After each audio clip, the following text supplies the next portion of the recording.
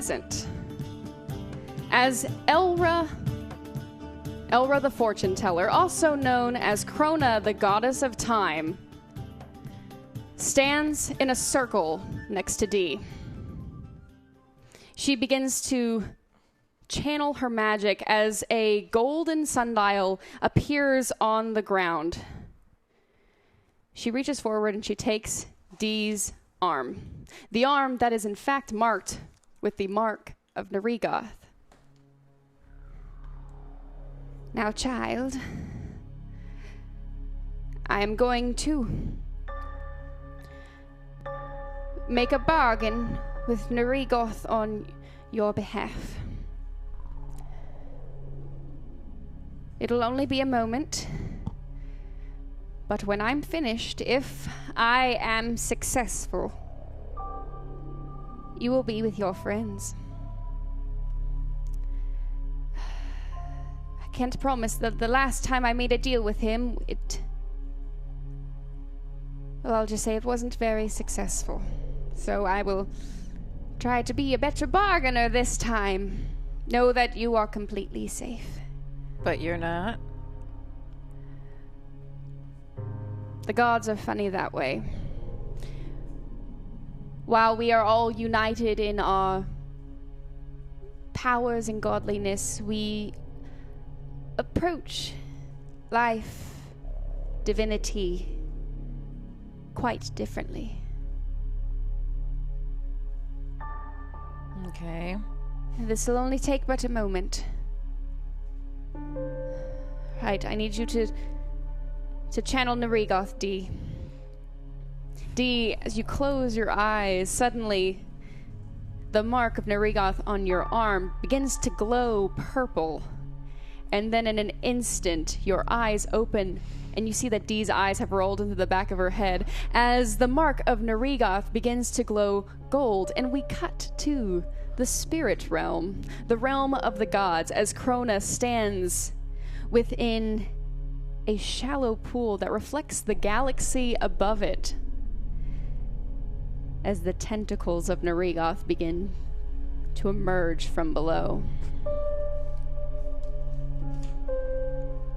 Hello, old friend. I've come to make another bargain. You send to that girl. You send to Dee. You take away whatever. You take away whatever's keeping her here right now. You allow her to go back so she can stop it.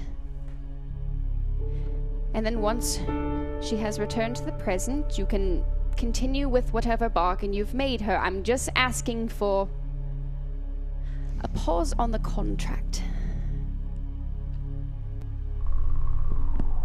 You see as the tentacles kind of start to ripple in the pool, the squid-like head of Narigoth begins to emerge as his galaxy-black eyes just stare back at Krona, unblinking, unwavering, unmoving. All right, Krona. As long as you make a deal with me. We cut back to the past. We cut to Tom Wary Shandy's home. As the sun peeks in over the loft, we see Hannah, Betty, Violet, and Braga nestled together in the loft of their newfound friend. Betty in a deep, deep, deep slumber.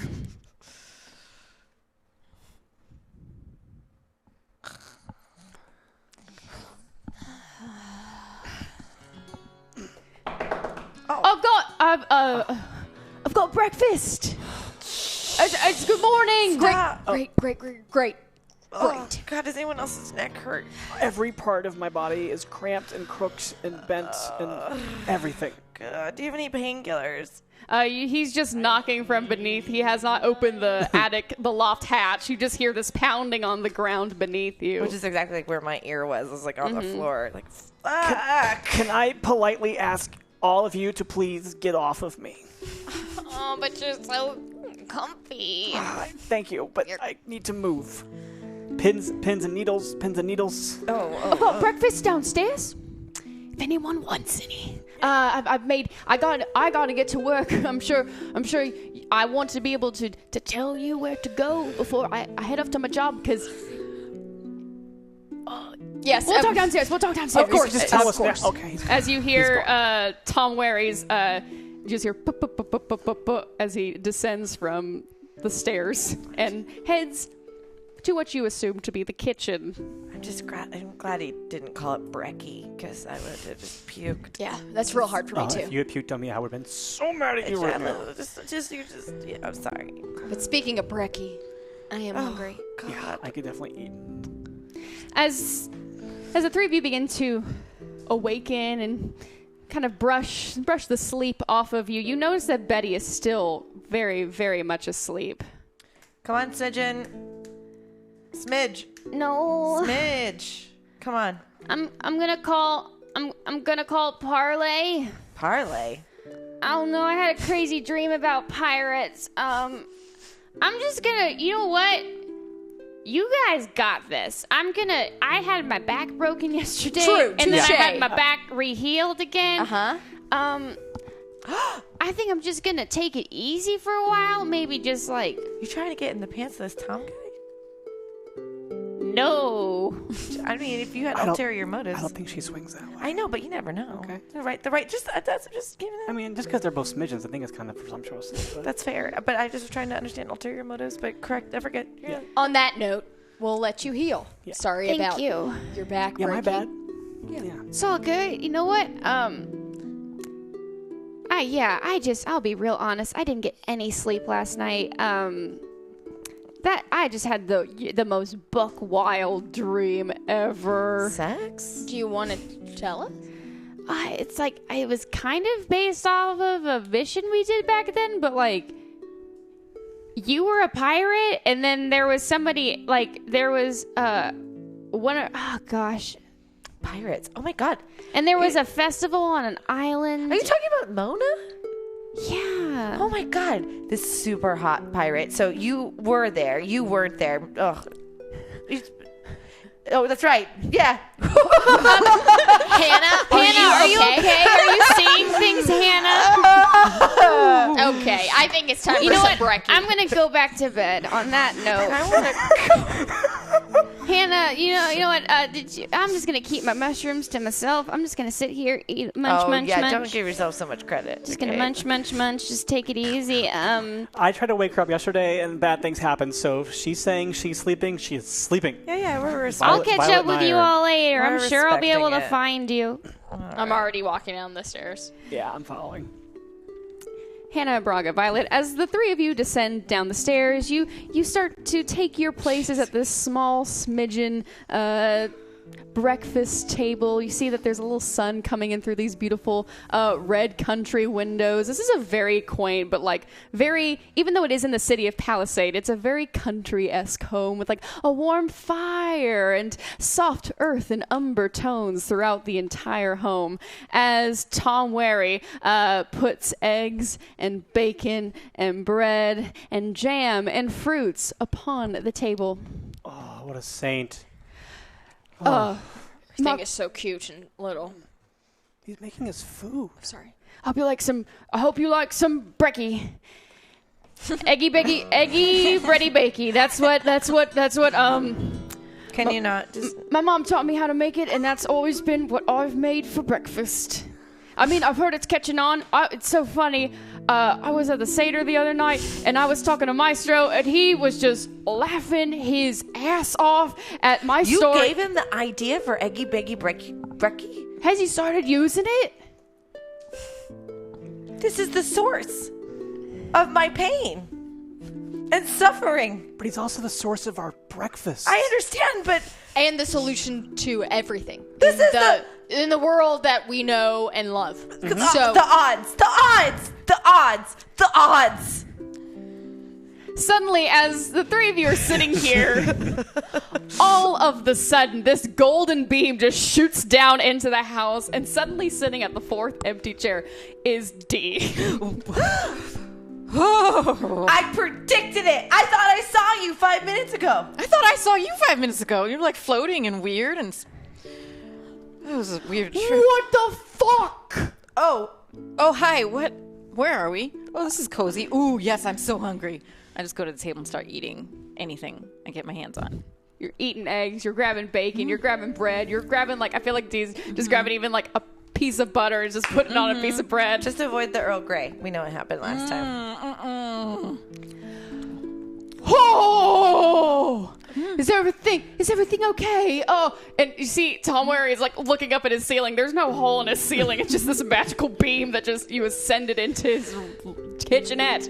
Oh. You probably just drank. She's been here the whole time. You probably just drank. We drank a lot last night. You're probably just like wearing off. Roll me 2d6 plus.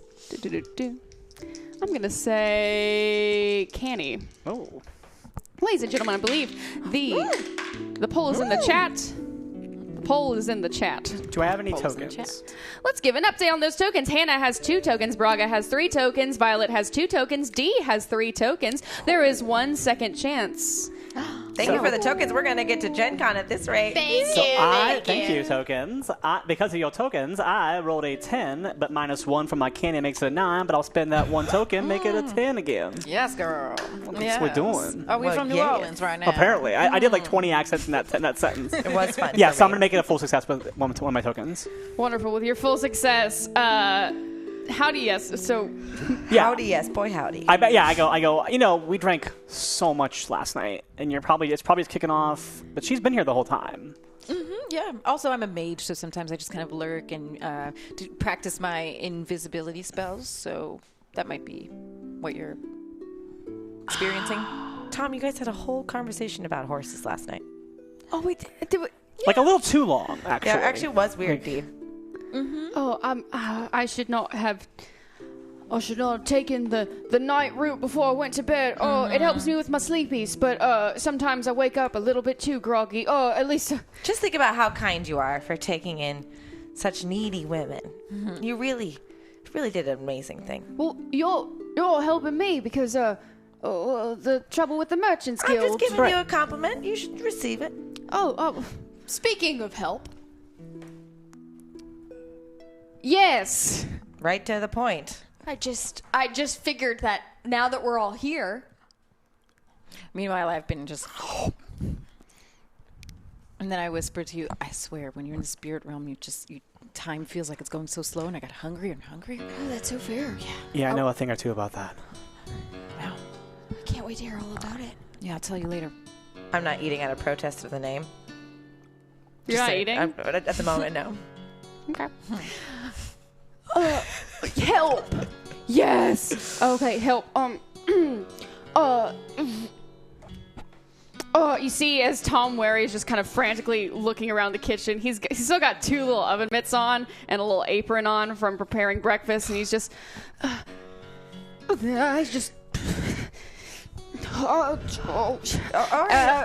need to go back to my office I'm gonna go back to my office. I'll be right back. You just flabbergasted this guy. As you see him run off, and he from his small office, kind of adjacent to the living room that you walked through earlier up the stairs to the loft, you hear like this clamoring, shelves and drawers being opened and closed, books falling. There's even a ping of a glass break as he is clearly like rummaging through his office. What is he looking for? Is he packing up? What is happening? I perused the cabinets while he's gone for some brandy or mead or something. Roll me 2d6 plus canny.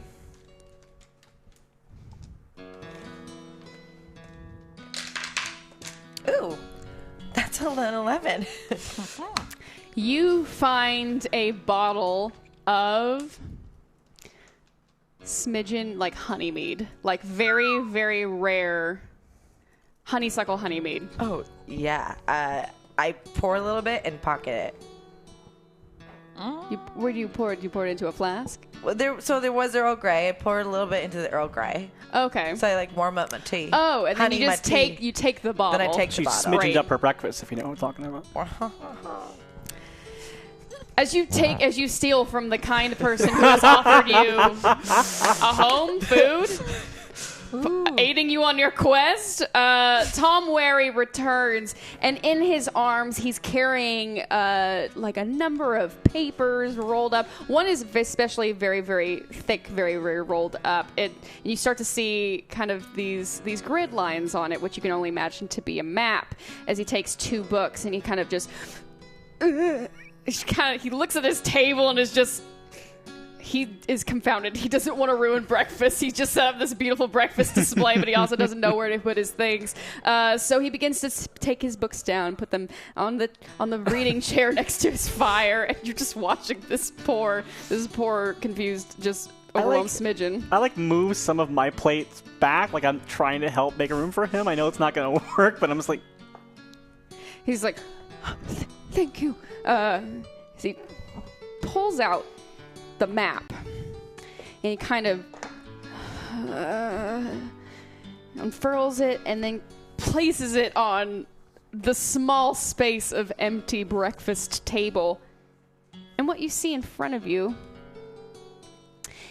is a system of tunnels and cisterns and potholes. Okay, so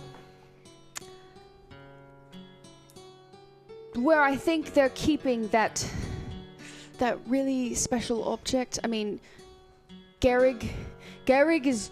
I don't know if Garrig's a part of this, but the thing in the box, the very. I've only seen it once in passing and in transport, but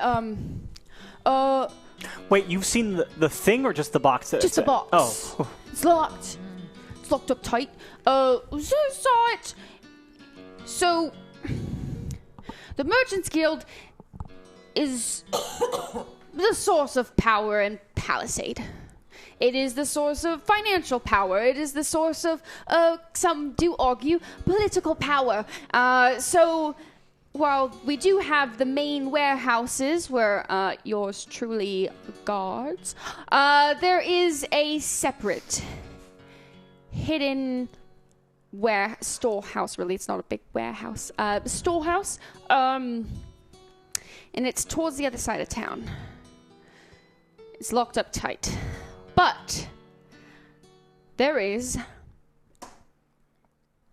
entrance through a sewer. Oh, it's always a sewer. Sewers. What is it? What is it with us and sewers? They use it. Actually, they try to use it. They originally it was they built the storehouse on top of the sewer of one of the sewer outlets in hopes of utilizing the sewer. For reasons known, it was not used, so they ended up kind of locking the room that had the entrance. However, This is actually good. This is actually really good because as much as being in the sewer is too much our forte, we're not going to be risking running into ourselves Yeah, what up are we there doing right now? if we Yeah, go that's a under the great water. question. Great question. What are we doing right now? Is today the day the trolls attack, or is that tomorrow? I think it's today. I think it's today. I think it's today. Because we redeemed too. ourselves so gloriously. We party. Right now, we're all very hungover at your house. Right. That's exactly. And then I think. Ooh. And you had a good hookup. Or wait, we're not in. No, we got out of jail Okay. the same day. Yeah. Okay. So, what are you talking about? you know what? We have an inside joke.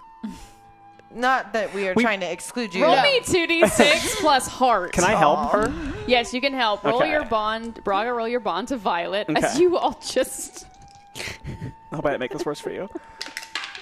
Oh. Okay, so that is a 9 plus my 2, so that's an 11. Nice. So you get a +2 to this roll, Okay, Violet. great. All right. Plus heart, you say. Okay, so that is a 7, 8, 9. Plus the 2 from Braga. Wonderful. With a 9. You have a token? I will say because this wasn't as. Oh, I have a token. All right, we'll use a token. Okay. Thank you, tokens. 10. Thank Thank you, you, token. token. Thank you, thank you, thank you. With a 10, Tom Wary just like, oh, you've like a whole inside story thing where like, you all have like secret. Oh, is this where you have? Is this like a game? Well, it's just that we tend to party very hard after a battle, and so we joke that we're so intense in the partying that we've traveled through time, and so we joke that there's other versions of us that are because we're just that heavy of a party. I wish I could travel. I wish I could travel through time. Don't we all? Yeah, it'd be great. If you traveled through time, then you would have remembered meeting Dee. I also could have. I don't know. I'm just one of those people that. Well, I left things on bad terms with a good friend, and that's the one thing I want to do is I want to make sure I see him again and make amends. Is he dead now, or is No, he's just on his own thing. It's the whole. He has a prophecy. I have a prophecy. Our whole village was known for prophecies. Wait, who is this person? What? what's your prophecy? Oh, I told you this. I told you this last night. Oh, right. I'm supposed to be a good friend. I'm supposed to be the friend that helps till the very end. What about him? What's his? Yeah. Gosh, it was something. I don't know. A piece of jewelry. Oh, I don't know. A piece of jewelry. Oh no, he's supposed to go on a big quest. I'm supposed to go on a big quest. Our whole town's supposed to be part of a big quest. Is this unimportant or is it important? Well, if we're talking about time, I'm sorry. I should not have opened That's up what about I'm my just personal No, saying. you Is it should have pertinent or absolutely not opened up. pertinent By the way, to I us? have opened up my journal that I write my poems in, and I'm copying the map. You copy the map. Nice. Great. Smart lady. Great. So yeah. Oh, so okay. Sewers. Ha ha ha. That's inside joke, right? Well, I'm Yes. a So rat queen silly. now, so I get to do things too, right? Oh, he's a rat queen now? It happens. Okay. So promises were Well, I mean, made. I appreciate it. I'm not. I totally understand that. I'm not a rat queen, but In service of, I like that. like, true to prophecy. I like that a lot. We'll make you some silly ears that you can wear. Yeah. Oh, I would love that. So sewer. Originally was going to be used for the transportation of rare and unique items that were supposed to be hidden from those that were not the elite of the Merchants Guild. Everyone realized sewer was a bad idea, so now they just transport it by secret cart. Not as stealthy, possibly more dangerous, but the sewers still exist. They lead up to the storehouse. They locked this room up where the sewer entrance is, but I got this. Whoa. As you see him holding this very rigid kind of rusted key. Aha! Look, I trust my gut. That's what I've always been told. I'm a good guy. Trust your gut. Know how to help others. And, I don't know. Saw this key, felt that I needed to take it, and that, and now you can use it. That was a good instinct. Thank you. Wow. You Great. earned those ears. Between the brekkie and the mappy and the key, you're a good smidgen. You're a goodie. Oh, You're a thank goodie. you. I Jesus. am fulfilling my prophecy quite well, I believe. Being a good friend. Table sidebar. Did we get personal with him last time to make sure he wasn't crazy? I think we I did. just wanted to make sure.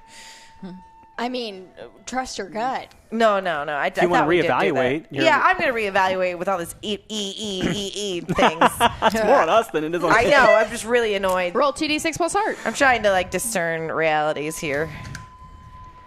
My heart sucks. No. I know. Well, and that didn't help. So that's a 6, and my heart is 0. And are there second chances? Just curious. There is 1 second chance. Probably not worth it. Yes, but is we my should favorite song. use it so that we could get more. I'm going to add a token to make it a mixed success. Great. Thank you, tokens. Thank you. Thank you, Tokens. With your mixed success, you are allowed to ask 1 question. And it would be helpful if I was a wee more prepared to get personal. Yes, whose side are you on, really, Tom? Well, that's kind of a tricky question to answer because, if we look at life as it is, we are told to believe that everything is black and white, where actually things are more shades of gray. Like what is good, what is evil. I try to live the best life that I can by helping others. I can't control what the world around me does, but if I can make the world a better place, if I can leave a positive influence on the world and the people in my life, then I have been a good person. I really regret asking that question now. Thought that was a good answer. Yeah. Thank you. Too long. It's okay. All right. Well, that's the sewer. Oh no! You see him look down at a pocket watch on his wrist that is linked to his vest. Cute. Fashionable. Okay. Oh, I gotta get going. You gotta get going. I gotta be late for work. Gotta play it normal. Speaking of being late, you should look up your friend and reach out to him again. You never know when it might be too late to say something when you wish you had. He kind of stands there for a moment and is just like, I'll write him today. Thank you. What's your friend's name by chance? Oh, gosh.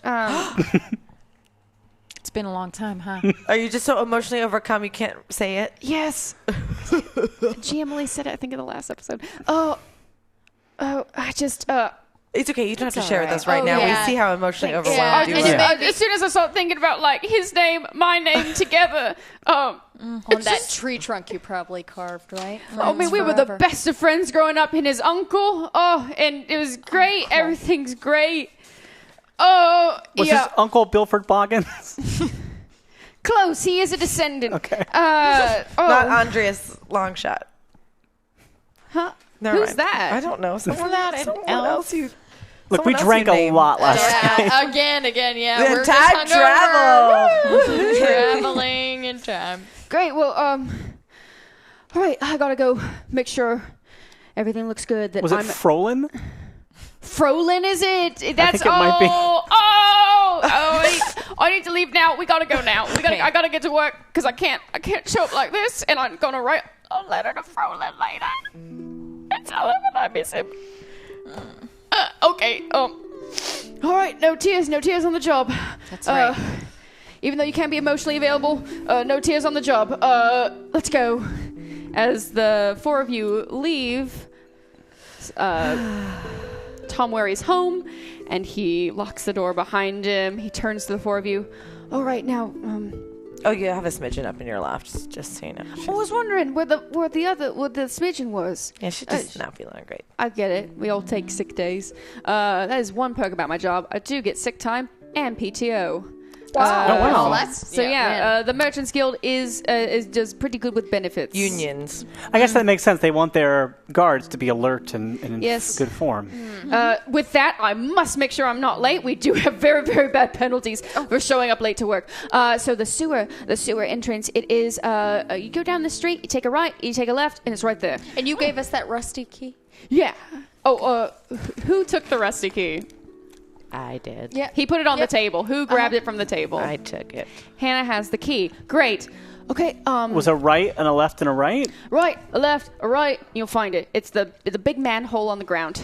Okay. I've got to get going, but best of luck.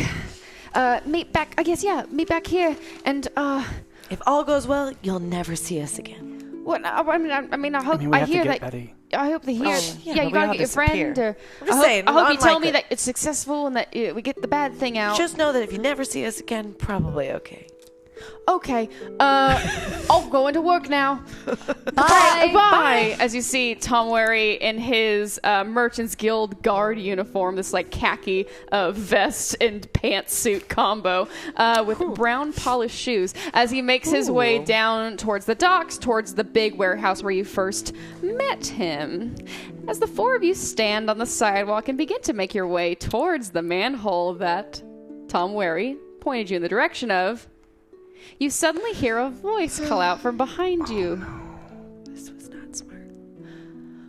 Oh man. Oh man, Rat Queens, I'm so glad you're alive. Oh, and I'm so glad the Daves are alive too. I've got my big Dave audition coming up and I don't want to blow it. Oh man. Fucking Bard Dave. Oh, as you see a 2-year younger bard, Dave, come up. He is not wearing his Rat Queen's, he's not been adorned his Rat Queen's memorabilia yet, but he has been the one person in Palisade, despite all of the backlash the Rat Queens get, despite in this time period, in this time of your lives, despite all the kind of the negativity and the backlash you receive, he is the one person in this town that has always believed in you. Oh. Can we not? Can we just pretend we don't hear him? Oh, I wasn't allowed into the Black Satyr last night, but I heard about how you guys killed an assassin. Yep, And it was so good seeing you. And See you there was later. wait, Braga? Wait, What are you wouldn't doing? Okay, yeah, I didn't establish this. Never mind. Because yesterday I had disguised myself, but I guess we didn't establish that I'm disguised this morning, so I can't claim that now. I can't retcon that. So Yeah, you're still in your Peaches outfit. yeah. What are you doing? Where's Betty? And what are you doing with the Rat Queens? We were gonna go meet Betty. Yeah, Betty went to get. Fun fact: we only pretend to be rivals, and you caught us. We're on our way to go. It's like a It's just like appearances thing. Tell anyone. or write a song about it. You're a bard. You know about like personas and showbiz and stuff like that. Y'all, It's like that. speaking of songs, y'all were singing that crazy song through the streets last night as you confronted old lady Bernadette, and then you kind of confronted Sawyer and ooh, Yeah. Yep. Yeah. Yeah, we gotta go. Yeah, we do have to go. We heart you. You're a rat queen. I mean, I'm really surprised to see that. What? You see him just stop in his tracks. Surely you didn't mean that. Then Hannah? it's so cute that she says that as a way to say I love you. Yeah. Hannah, you like, love me? figuratively, you're a rat queen. Hannah, I mean, I've always supported you. Good since- night. I've always supported. Do you want to be a peach? You can be a peach. Like there's openings. So I'm so sorry for your loss, yeah, Braga. Thank you. Okay, bye. But you no, Hannah, wait. You love me? I've always supported you and Sawyer, but I mean, if Hannah Love and can come in many forms, David. Doesn't mean in love. roll me 2D. This is a get social. I'm gonna say roll me 2d6 plus skill. Goodness gracious. Which is, what's my skill? 0 also? Yeah. Cool. Well, that's a fucking success. So what, 6, 7, 8, 9. Wait, how do you do 6 plus 5? What's that? 11. How do 6 plus 5? So tell me How do exactly. math? How do math? Like, tell me exactly how you tell Bard Dave off. Listen, you could have love for many things. You could have love for your brother, love for your mom, love for a man, love for a woman. It could be all sorts of things. You could also have love for a bug that doesn't get in your fucking way. Oh, maybe I was right. Maybe rat queens are pretty rough. Yeah, and Maybe you don't need a bard. Maybe the Daves need a bard. I mean, I'm Dave. I'm a bard, and they won't let me join. have you ever took a look at yourself? Maybe why? Oh, maybe we should go now. You know what? We are hungover. Yeah. Gosh, not ourselves. I'm going to say this right now. We're not ourselves right You now. should probably just forget this whole thing happened because we're just so out of it. And In fact, we're probably going to forget. Like, if you came up to us later today and reminded us of this conversation, Yeah. we would not remember it. I'd be like, what? What are you even talking about? But That's you how should much we know. remember no, that sometimes you're a little too much. Roll me 2d6 plus skill again. This is a cold and condescending get social. What is wrong with her? What is wrong? oh, what is it? Total fail. There are 5-second chances. Well, I mean, thank you. Second Thank you. chances. Thank Let's you use getting one. us If you to want to Gen use one, Con. I'm gonna have to at Yeah. this point. Okay, so describe to me. Okay, so roll first, and then we'll play out your we'll see second how that chance. happens. That's not even much better. 4, 5, 6. I'll use one. How many tokens do I have? You have 1 token, Hannah. I thought I had 3, and then I've only used 1. Maybe No, you I have wrote 2. I You wrote have it down 2. incorrectly. Forgive me. Braga had 3. So I'm going to use that final token to make it a 7, Okay. which is a mixed success. Describe to me how you I failed, and then you Then you tell me how I mixed success it, I guess. Okay, yeah. You're fucking annoying, dude. Seriously. like a pain in our ass. Like we say anything to get rid of you. Like right now, you can't read the signs that you're not wanted right now. That's really annoying. Literally, our backs were turned to you.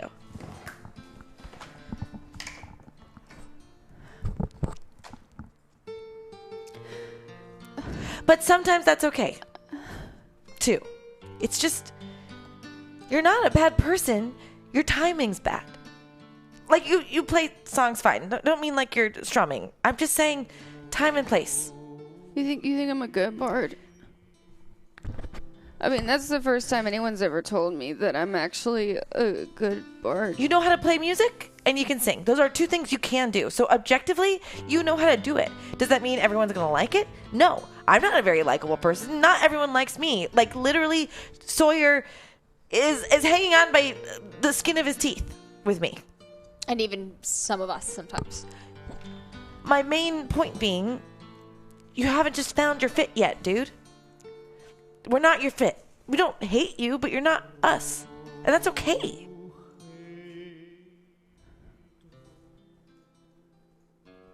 Okay. Sorry. No, I get it. But thanks for telling me I'm a good bard. You're a really good bard. Objectively, you know how to play music and sing it. You're a good bard. Thank you. You're a If good there's bard. ever like a bard competition, you should totally join it. Yes. Yeah, that'd be really cool. Yep. It would just be great. It would be great just to enter. But sorry. I'm gonna go for a walk. And again, we're Gonna just forget this happened. we're kind of out of it, and we've been just trying some of Betty's mushrooms too much, and probably not going to remember any of this. I'm speaking like an asshole because of that. So. Yeah, that's Yes. why. That's exactly That is why. why. Yep, that's the only reason. I'm gonna go find the Daves. You know what? You're right. Maybe I don't belong here. But you don't take half of the chances you don't take, or something like that. That's what my grandma always said when she was raising me. Was your grandmother hit in the head by a horse?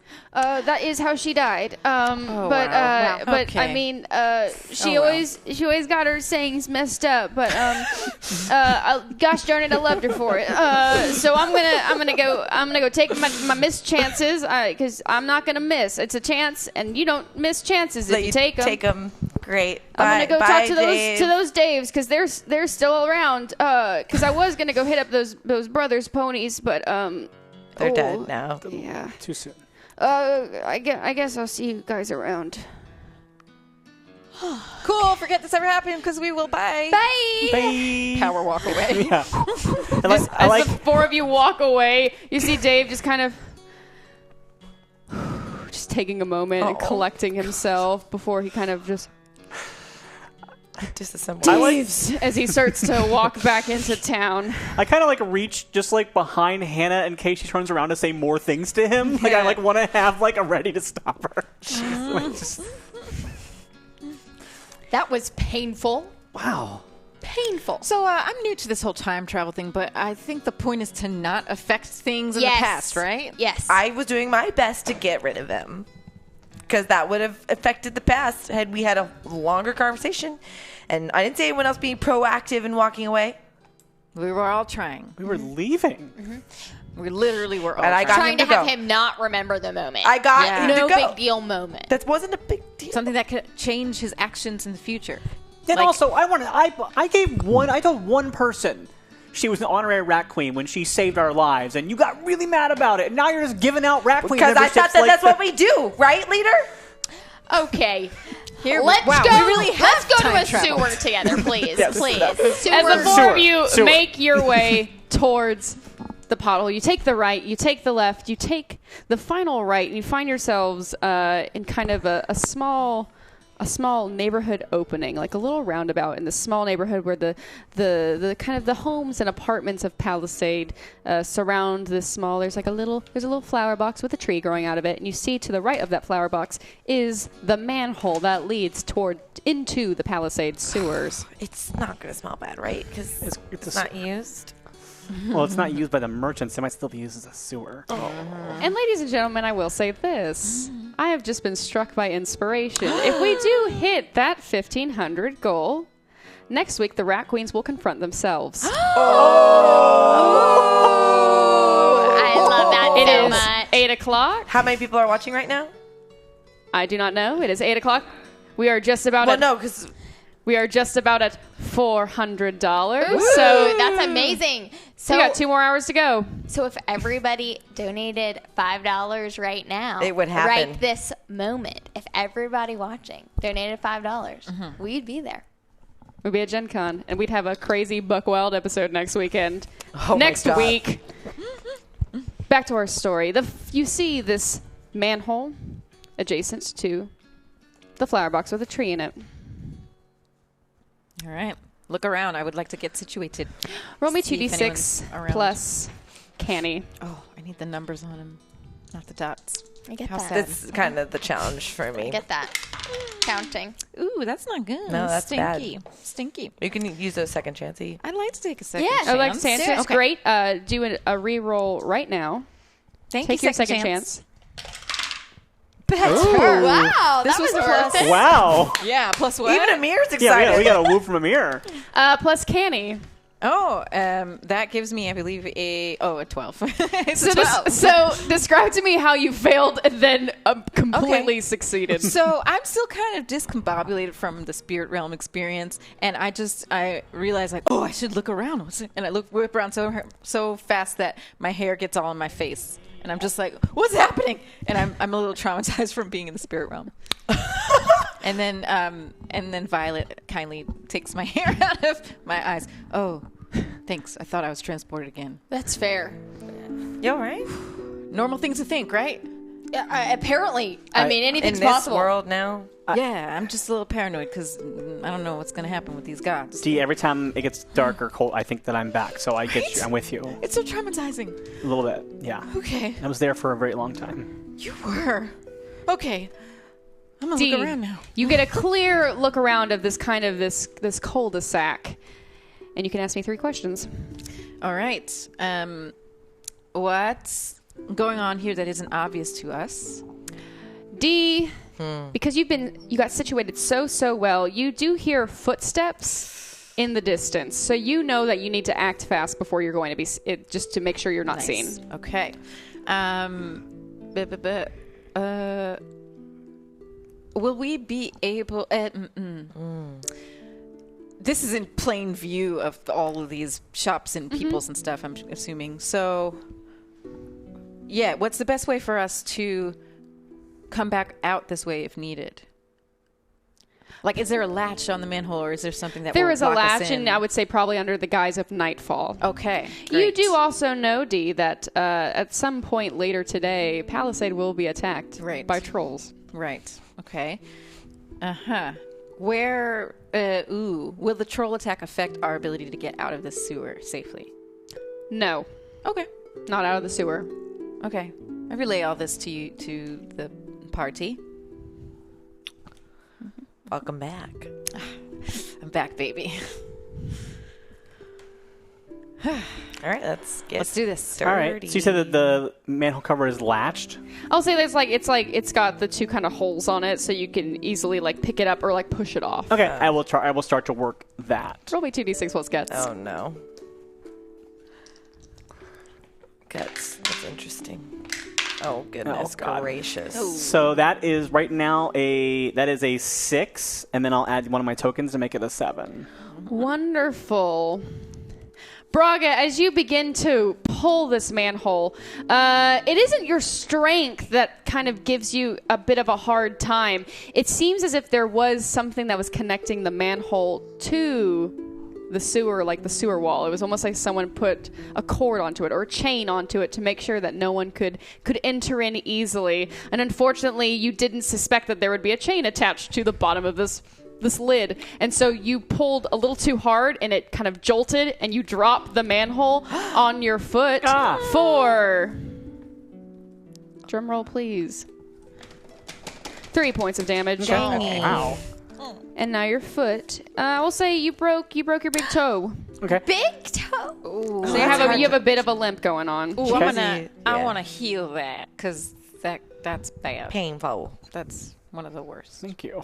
And I'm like biting my arm so I don't scream to draw attention to ourselves. Maybe You were able to slide. You were able to you dropped it, and you were able to lift the manhole up. So now the entrance to the sewer and the ladder down the initial tunnel is open. But yeah, I'm like biting myself so that I don't scream because of the pain. Yes. Like, Once we get in underneath, I will heal you. Great. Okay. Question. Do I have a wand because I was gifted all of my clothes back, and I have a wand pocket, and is that wand in the pocket? yes, because I believe you broke your staff. No, I broke the wand. You broke, but you also had your staff back with you, and you broke that. I believe on the your first day in the So past. I have a wand. You can't You have have a nice wand, things. Nice. I like feel something poking me, and I go, "What the? Let's see our way down there, That means y'all." that we should have had Betty come because she has her thieves' tools again. That's okay. I had the light, and Yes. I turn on the light on. I do like my mage light, or not my mage light. She's the mage. I just turn on a light on my end of my wand. I will say you do that. As the four of you begin to climb the ladder down into the sewers of Palisade, as the four of you kind of land at the bottom of this ladder. I have another question. I Yes. just realized we have spent a lot of time like taking jobs cleaning out sewers in the past. Would we recognize this part of the sewer? I will say, yes, you know the layout. You know the layout of the sewer, so you know which direction to go. You know which tunnel's like, okay, this is going to be a dead end. Okay, this one leads to this part of town. However, this And we have a specific, map, you're kind of on the west side. Your home is mainly on the east side of Palisade. This is kind of the west side sewers, so you're more familiar. You've done most of your jobs have been with the east side. However, you do know that I'll just give you this. You do know that there's a big cistern in this sewer passage. Not only do you know from the blueprints, but you know from your just sewer knowledge. A cistern of sewage? It's like a big water cistern kind of in the middle of the sewer. Okay. All Cool. All right. As the four of you land down there, the air is just pungent and it is humid as the heat from the summer has started to warm the water in this sewer. As the light from Hannah's wand illuminates the slime-dripping walls of the Palisade sewer, and you hear in the distance kind of the scuttles of rats and the squeaks of creatures as you find yourselves in the sewers. Does anyone? Can I cast deodorizing? Please, can you? I'll try. Oh, and I will heal your toe. Thank you. I'm gonna try to cast like a barrier around us so that it doesn't smell, like a shield. Sure, roll me 2d6 plus skill, Hannah. I mean, our noses will acclimate shortly. That is 5, 6, 7, 8, 9. I do not like not having numbers on these. 9 You do plus 10. I don't have a token? You have 2 tokens. I will take fond of them and I will make a 10. Nice. Wonderful with the 10. Yes, Hannah, you summon. Actually, tell me about this. What does this spell look like? So in order to not just trap the smell in already, it's kind of like a wind spell. So as it doesn't disturb the light. I'm casting it at the same time, so the light actually creates a barrier. It pushes all the bad air out and creates like a light bubble around us, so that we're just not going to get slimy and not going to get smelly. Oh, That is great. Hey, I better keep this when we get back into the real world if we don't die. Agreed. into it. Let's keep going. All right. About that toe. Onward. Yes, toe. I would like to cure moderate wounds. Great. Roll me 2d6 plus heart. 7 plus 9. I'd like to add yeah. Yep. You have 3. I'd like to add a token. Wonderful. Just don't want any mixed success. No, I'm fair. I appreciate it. Okay. Yeah. So, Last week, a mixed success made me break Betty's back, so I'm okay with it. No, 2 weeks ago. roll me 2d6 to see how much you heal Braga for. Okay. At least 3, please. Ooh. 10. Well, you were at 17 and your max is 20, so you feel you feel completely like reinvigorated. Great. As Dee, did you put your hands on, or did you just put her hands on her toe? Yeah, I put my hands over her toe. You feel your toe like like just the bones suddenly just grow back together as you feel this kind of this nice warm energy just kind of shoot up through your body and into your face and through your arms as like you are healed and also healed on the inside. Can I also give her a little like pedicure while with this? I would say because you got a 10, you give her a little bit of a pedicure with What color it. you want? What color you want, girl? Let's go with like an oxblood. Beautiful. Yeah. Done. Look at that. Oxblood's real Oh. deep red. Beautiful. Beautiful. That's a beautiful choice. I missed you, D. Oh, I miss you too. I'll say it's just on that one foot because Yeah. it was the foot. It was the foot that had you taken your shoe off. Fair You had enough. taken, you'd Yeah. undone your wraps. Yeah, that makes sense. We're almost to 500, ladies and gentlemen. Thank you, Chad. That means I get to make a Chad. GM move. So, yes. Much as we don't want to request that, make that happen, please. Yes, please. Get situated. Can Sure. Roll me 2d6 plus canny, Violet.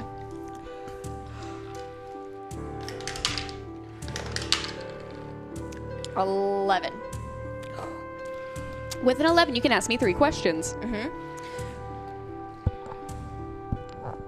You can also modify those questions to fit your environment. Is there anything specific about where we're going, what direction we're going in the sewer that I need to know about, or could serve us to our advantage?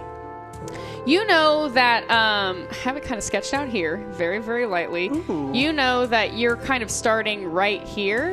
So you're going to go kind of down. There's going to be 2 entryways, but you're mainly you got to go, you know that you got to go through this big cistern to reach the other tunnel that the manhole underneath the storehouse of the Merchants Guild is under.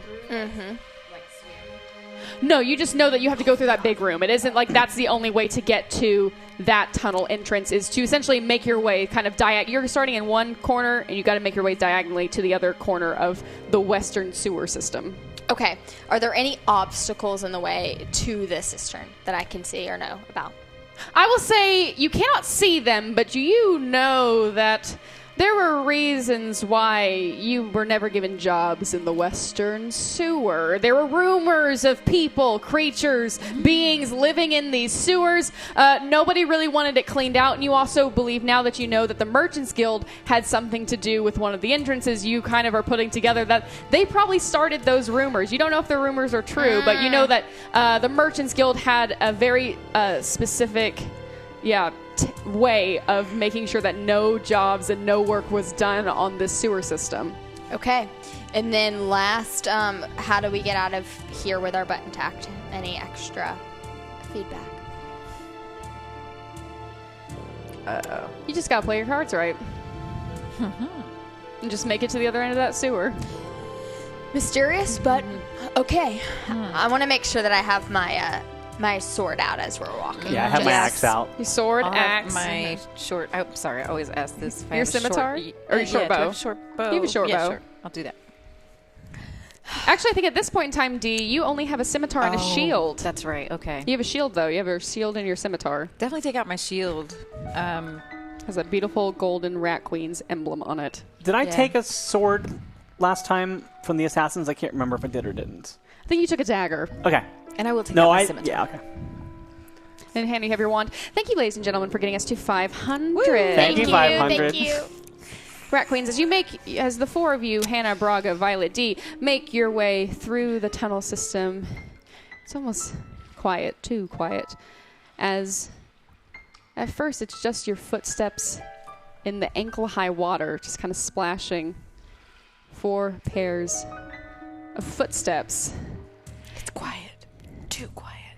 And then as you reach a segment of the sewer where to your right is kind of a small circular just kind of room space, and the other end is a small mirroring small circular space, you start to hear this kind of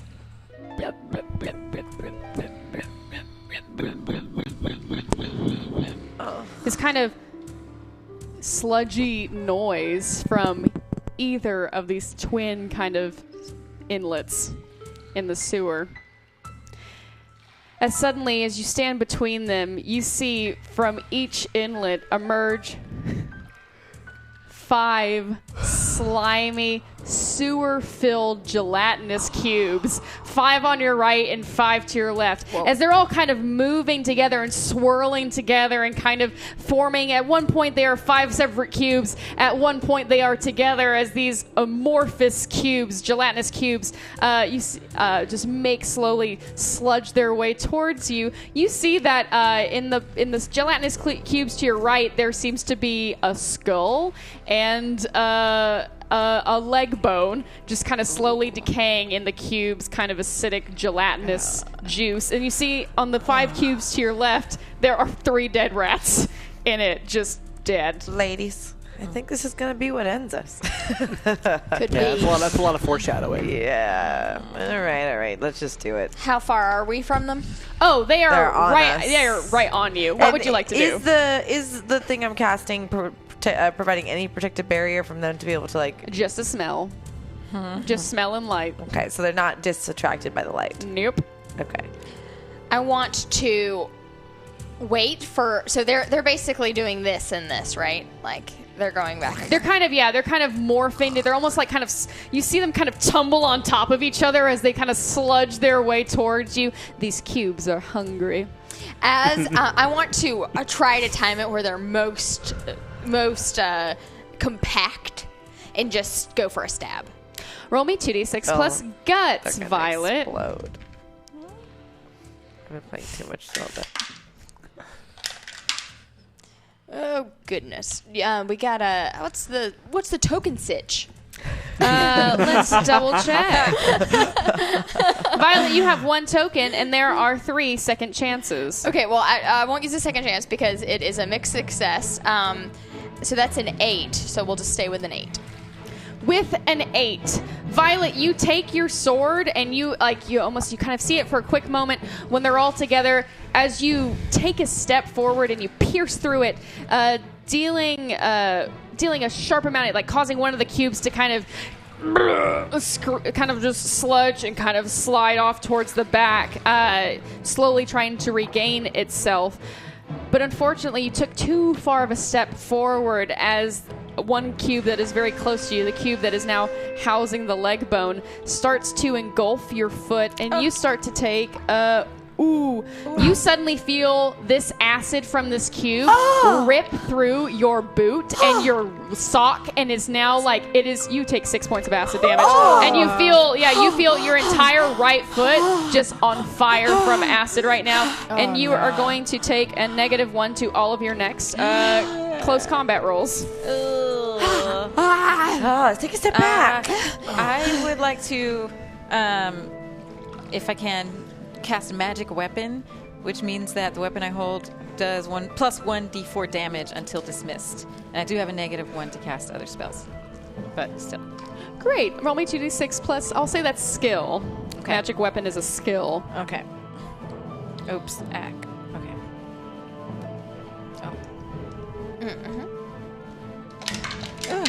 Oh. Okay, that's an 8. With an 8, I'll say, you're able to... Does it say what happens on a mixed success on there? It doesn't. I'll say with a mixed success, you are able to conjure this magic weapon for 1 turn.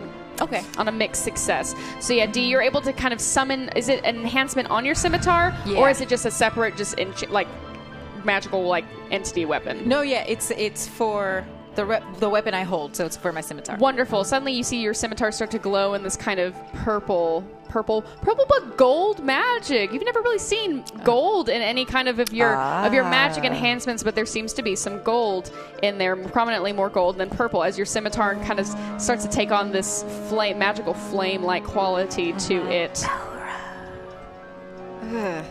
Can I go ahead and just take a slicing whack at one of the cubes? The cubes that's probably closest to Violet? Great. Roll me 2d6 plus guts. I'll say, Braga and Hannah, you are on the other side, and so the cubes that are on the left housing the 3 rats are the cubes that are closest to you. Yes. Ooh. All right, that's a 9. Plus, what was it, guts? Plus guts, That's yes. 10. Wonderful. Describe to me the successful slash. I would like to slash it so that whatever section is on Violet's foot, I slash that section away from the rest of so that it can't keep going up her body. With this, you see Dee, you raise your enchanted scimitar in the air and you bring it down on this cube that is has halfway engulfed Violet's. Now, you see her barefoot is in this cube as the acid just continues to erode it. But as your magical weapon hits this cube, you see it's immediately split in half, taking a huge amount of damage, and just as the magical purple and golden kind of enchanted fire just seems to singe this cube in half as it just kind of... We start to see smoke come from it as you've destroyed one of the cubes that has been attacking you and now just sits cleaved in half, slightly smoking in the sewer around you. Do we have knowledge enough about these cubes to know that if she hadn't cauterized it, it would have turned into 2? I think you know that if you hit them hard enough and if you kind of deal enough damage that they will die regardless. Got it. It's not like you're making multiple cubes. No, sometimes if it isn't a good hit, they will try to reform. But Got it. Cool. But yeah, you know that you just got to hit them. Great. I'm gonna shoot a fireball and light that whole damn nest on fire. Roll me 2d6 plus skill. 5, 6, 7, 8. I have 1 token. Hannah, you have 2 tokens. I'm going to make it a 10. Woo! So that's using both tokens? Yes. Wonderful. Thank you, tokens. Thank you for that. So with a 10, describe to me this fireball. So somehow, because it was a success, I am able to maintain the light barrier around us so that it doesn't smell too bad. And I just fire out some sick-ass fire flames that almost look like they're dancing. And it singes the ends of all of the cubes. I will say yes. You suddenly see this kind of circle of fire encase this cluster of gelatinous substances. As you start to see the green slimy edges of these cubes start to singe and kind of start to turn black from this enchanted fire. As 2 of them slowly are very much encroaching upon you, Braga. What do you want to do? I actually want to get situated. Great, roll me 2d6 plus canny. Okay.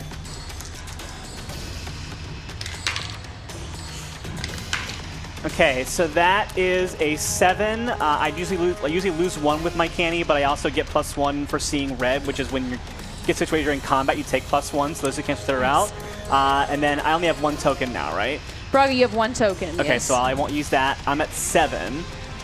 So I get to ask 1 question, and so that question is going to be, what here is weak or vulnerable? You know that as long as you kind of start to pick them off and separate them from being in a cluster, they'll be easier to kind of knock off. The fact that they are kind of clustered together and moving as a unit, is incredibly dangerous. Okay. Can I look around to see it? Is there anything on the floor, heavy object or anything like that? Did just roll to get canny. I will say you see 1 thing on the floor. You see because it was a mixed success, you see a broken, porcelain chamber pot that has been, thrown down into the sewer, and it's just, that's not going to be what I wanted anyway. So, pretty nasty. Okay, I'm just going to go for it, and I'm going to take my axe, and I'm going to, hit one of the cubes is kind of off on its own, towards the side of it. Great, yeah, I'll say that it's also the side that is closest to you, kind of coming towards you. Roll me 2d6 plus guts. Okay.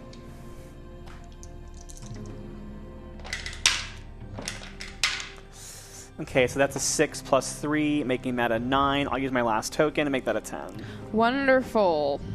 With the 10, so describe to me this hit on this cube. Okay, I think that it's off on its own, and I think that I just kind of is it one of the ones that has the rat in it? It does have a rat in it. Okay, I kind of aim for the rat, as a way of focusing my target, and I go right. Is rat alive or dead? It's dead. Okay. It's slowly It's dead. eating the rat. Okay.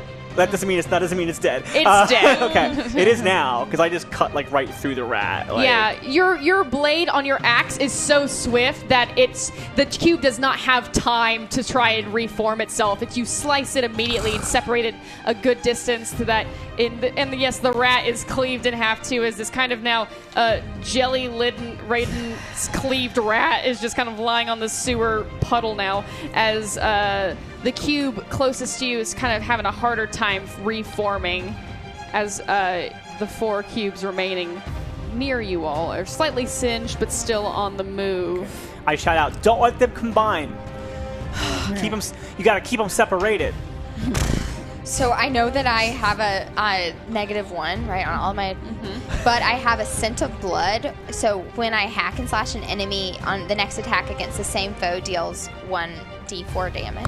Great, we'll say it's 1d, an extra d6. Yeah. Okay, great. Love that. So then I would like to sort of high arabesque it to get my foot out of the way, just in case more acid comes. I want to arabesque, but then stab, so the foot's just out of the way. I love it. Wow. Roll me 2d6 plus guts. Arabesque. God damn it.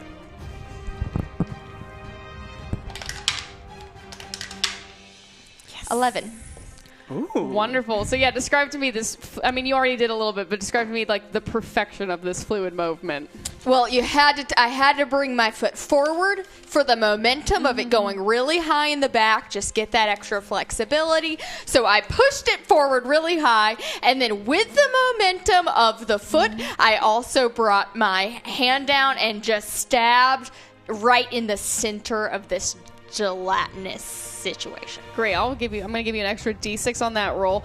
As this was the one you were aiming towards the center earlier, and yes, with this perfect momentum, your foot in the air, your hand perfectly arced as you pierce just right through this gelatinous cube cluster, as you actually end up piercing the skull that's inside of it, as well as you see this skull suddenly shatter within this gelatin, as you've now kind of... The force of your blade has kind of pushed back all of the cubes now into their own kind of separate forms. It's no longer collected together. Now you see kind of 4 sad little cubes separated on the ground. Dee, what would you like to do? I would like to do another helper move, which is I want to do Invigorate, which would then be before I do a cure spell. So Invigorate, it says when you heal someone, they take +2 forward to their damage. I'd like to heal her acid damage. Ooh. And so I'd like to do the Invigorate first. Great. Yeah. So you invigorate her, she'll be able to do some more damage the next... Yeah. After I heal her. So I guess I have to... Roll me 2d6 plus, I'll say skill for invigorate, heart for heal. Lovely. Thank you. Lovely. Skill for Invigorate. Oh, God. Okay. All right. 7 + 1 is an 8. So that's an 8 on the Invigorate. With the invigorate, I'll say she gets a +1 on her next attack roll. Cool. And then let's see. I'll bet you are able to successfully. Yeah, you are able to now attempt to heal. So roll me 2d6 plus heart D. That's an 8 plus 10. That's a 10. Wonderful. With a 10, roll me 1d6, please. What? Actually, 2d6. I apologize. 7. With a 7, yeah, suddenly, how do you heal Violet's acidic, like, decaying foot? So I kind of put my scimitar and my shield in the same hand, and with the other hand I lean down. There's a lot of foot healing going on today. Yeah. Really. And I just hover my hand over and concentrate my energy. Oh. Do you also give Violet a pedicure? Yes, of course. What color do you want? Purple. Okay. Real honestly. Okay.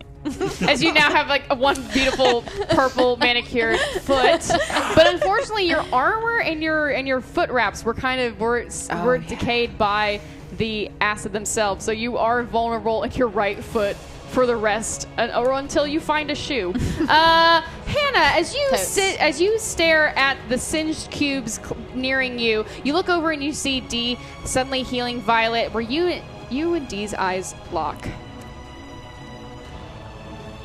And you feel a combo coming on. Oh, I thought this was going to be the moment. I thought so too. For you, you did feel it. Yeah.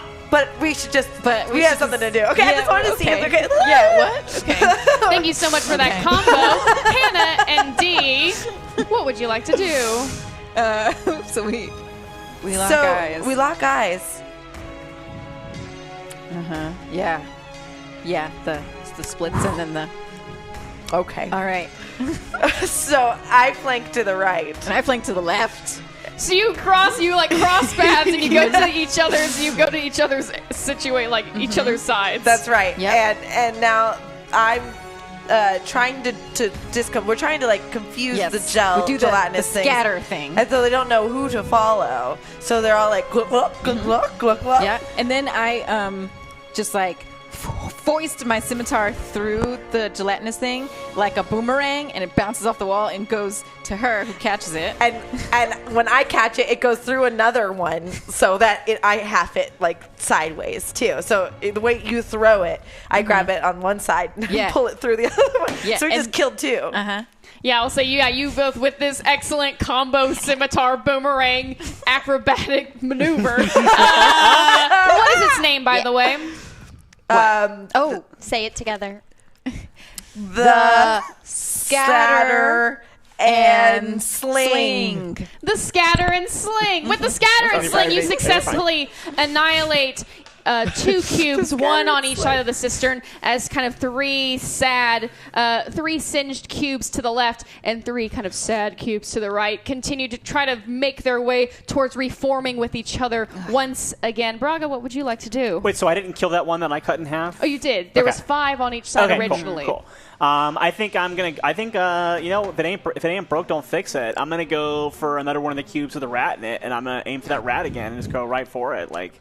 Great. Rat-a-tat-tat. Roll me 2d6 plus guts. All right. The rat-a-tat-tat. Yeah. The rat and Tui. Ew. All right, so that's going to be a 7 plus 3, 10. So it's a 10. Yeah. Yes. With a 10, describe to me this another successful slash. I mean, you know what? Like, it's just like... It's just Is awesome. it like a golf? Is it like a yeah, golf? I think I'm getting a little bit cocky. I think because I went down the other one, so now I think I'm going to swing up this way. Because I'm also trying to knock it away a little bit, like away from the other cube, so that if I don't kill it, it doesn't have a chance to reform either. You still, Braga, as you kind of just undercut this cube that is nearest to you, you hear this like... as it flies across the small inlet, and you see both both halves of it smack up against the black sewer stone slimy wall as it slowly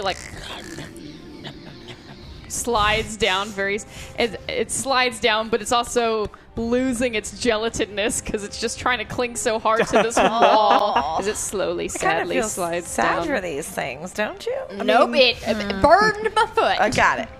Just, I mean, all living things, though, you know? Yeah, but they're totally. dicks. Yeah. Due to their physical forms, what you did to Bard Dave's heart earlier. Ooh, yeah. Okay. Hannah, with that, you suddenly feel your baggage triggered. Sorry. With Braga's line, do what you did to Bard Dave's heart earlier. You start to feel kind of that selfishness, this kind of, that start to overcome you. Tell me what happens. Fine, I guess I'm the only one that knows how to take care of a problem around here. Watch me handle this one, too. Hello? We just did an awesome combo move, but whatever. Go ahead. You don't know how to get rid of David. I didn't. I'm the problem. I light up, like, the end of my wand gets, like, searingly hot, and I, like swipe at the 3 in front of me, like, cutting them, hopefully. Roll me 2d6. I'll say we're going to play But things. I'm We're afraid going to change things up with baggage now. I'm going to say... I think I accidentally hit someone else, too, because I was a little we'll see what happens. crazy about it. 6, 7, 8, 9, 10. With Plus guts. I'll say 12.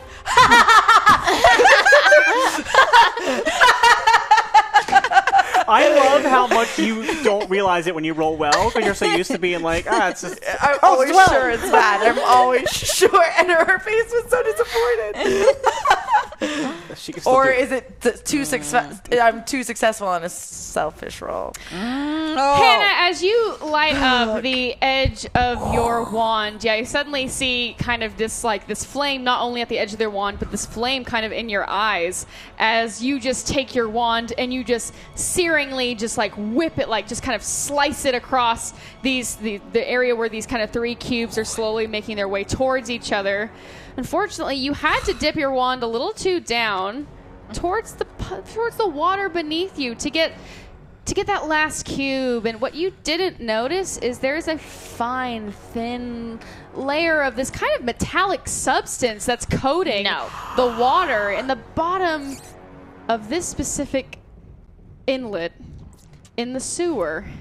As your singeing wand touches this part of the water, suddenly the oil on top of the water ignites.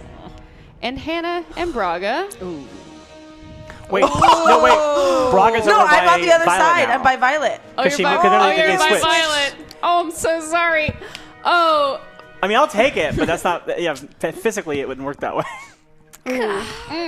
Hannah, you notice what you've just did immediately as you kind of jump back and you just feel the bottom of your kind of boots singe, and you feel your hand that was closest to the oil singe for 1 point of damage. But unfortunately, Violet, you don't have a shoe on as suddenly this right foot, as just about as soon as it was healed, Violet, you immediately, that foot is just, you were standing ankle deep in this water, and this fire and oil just ignites your foot, and your foot is now burning for 6 points of damage. So now your right foot, now your beautiful pedicure, the acetone of your nail polish that was still drying is now burning. I run over, I pick up Violet and lift her up out of the water. Roll me 2d6 plus guts. Did I kill any of them? Yeah, you killed them. You Okay, killed great. them, but you've also now lit part of the sewer on fire. All right. It's a mean thing to call Violet. Thank you. Riley. Oh, that's not a thing. Oh, forgive me. You're fine. All right, that's 5 plus 3, so that's going to be an 8. Do I have any tokens? Braga, you have no tokens. Okay, There so I'll are take the 8. 5 second chances, though. It's a mixed success. Do you want me I'd to do it, I stand would it? do it. I'll take it. We should use them. Yeah, So yeah. the chat paid for them. They should get their money's worth. Great. So, So roll me. yeah. Roll me. Chat. Thank you, chat. Thank you, chat. There it is. There it is. There it is. Okay, yeah, a 7 plus 3. That's a 10. So Okay. describe to me this second chance of heroism. Okay, here's what happens. So I like see what happens to Violet. Her foot's in the water. It's burning. I go to scoop her up, and I kind of slip a little bit because we're on this like slick like sewer thing. So I fall, and I like kind of land, and I take a bit of fire damage to my knee. Yeah. And then like me realizing just how hot and dangerous that is, like I jump, I like rally, and I like rip her back up out of it, and like kind of like pat her foot with my hand to like put the fire out. Yeah, I'll say. I'll Yeah. take some damage for the miss success. You take 2 point. Yeah, as you kind of slip down on the ground, it is not only the fire that's kind of starting to singe your kneecap and kind of your armor, but it's also the impact of your knee like hitting the stone floor after like a slip and being just hitting it real fast. But yeah, you rally yourself, you pick yourself back up, you're able to just grab Violet out of that situation, and you're able to. You see like. You both were standing kind of in these inlets, and you know that there is a raised part of the sewer, kind of this walkway that you were originally on before these gelatinous cubes started to attack. So you're able to kind of hop back onto the brick, kind of the raised walkway of the main sewer line. Okay, and I set Violet down kind of gently. Oh, thank you. Are we going to lose complete sight of the fact that I killed 3 of them? There are 3 left now. There are 3 left, and they're making their way towards you, D. They're kind of getting very, very close. You were watching this entire kerfuffle happen as you suddenly, D, you turn around, and you see that these 3 cubes have now kind of started to reform into one, which is Okay. quite dangerous. Oh dear. All right. I'd like to try my magic weapon again. Okay. Before I take a swipe at them. Roll me 2d6 plus skill. Okay. 10. Woohoo. Wow. Wow. Wow. Wow. Wow. So suddenly, yeah, describe to me how you are enchanting the heck out of this weapon. As you said before, there's a mixture of purple and gold magic fire illuminating my scimitar, and it just I feel like I'm feeling pretty powerful. I'm feeling like maybe Krona's deal with Narigoth actually gave me some extra juice. So I look at it and I get really giddy, and it just blazes up even more, and I'm like, and then I take a nice big swipe at the remaining 3. Wonderful. Yeah, I will say, yeah, suddenly, yeah, your scimitar now almost just grows. Not the weapon itself, but just the fire The around area it that it creates can- this bigger scimitar around it. Ooh. This glowing, this purple and shimmering gold. More gold now, yes, than purple. This magical fire as you raise it in the air. Roll me 2d6 plus guts. Right. Because it is incredibly powerful. That's a 6. Oh, okay. How many second chances do we have? We have 4 second chances. Do it. Damn. Do it. Yeah, do it. Yeah. Thank you, Thank you, second chances. Chad. Right? Thank you. This matters. Okay. Krona. Oh, no. Oh no! Oh god. Is there a third chance? I will say it's called a second chance for a reason, and that there are only 2.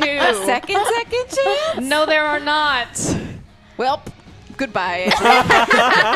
D. It's been really fun. Thank you for playing with us. We see D. Because what was your original roll? 6. Yes. Why didn't I keep? We see Still a Token. failure. So. We see Dee raise her scimitar in the air, just ready to strike on these 3 remaining cubes, this beautiful, blazing, enchanted scimitar, where suddenly, Braga, as you jumped with Violet in your arms, you have accidentally knocked into the back of Dee. Oh, no! And Sorry. so Dee, you release your scimitar into the air, and you fall straight forward onto one of the cubes. Oh no! And you land just like... You land right on your kind of your abdomen on top of this cube, and you start to feel kind of your like waist armor start to decay as you take 2 points of damage. And then D, you suddenly start to kind of pull yourself up quickly. You try to take your shield down and just bash one of these cubes. But as soon as you kind of raise your shield, you're kind of on your stomach trying to pick yourself back up. You raise your shield in the air, because this is the 2. You slam your shield into one of these cubes, and unfortunately, you throw it so hard. You were just kind of slamming it down so hard, you miss the cube entirely, slamming your shield into the stone. The bottom of your shield is now splintered and is now just has splintered in half as you now have a broken shield. And unfortunately, your arm that was pushing you up in this water, in this murky water, a gelatinous cube has started to kind of just starts to envelop as you start to feel your left arm that also has the mark of Narigoth start to just singe. You feel the skin on your arm just start to burn in this acid for 4 points of damage. Oh my gosh, is she still on it right now? Or Yeah, no? she's on the ground. There's a cube on her there's a cube underneath her, and there's a cube in her arm. Is there a world where I could grab the scimitar before it hits the ground? I will say only on a complete success. Roll me 2d6 plus canny.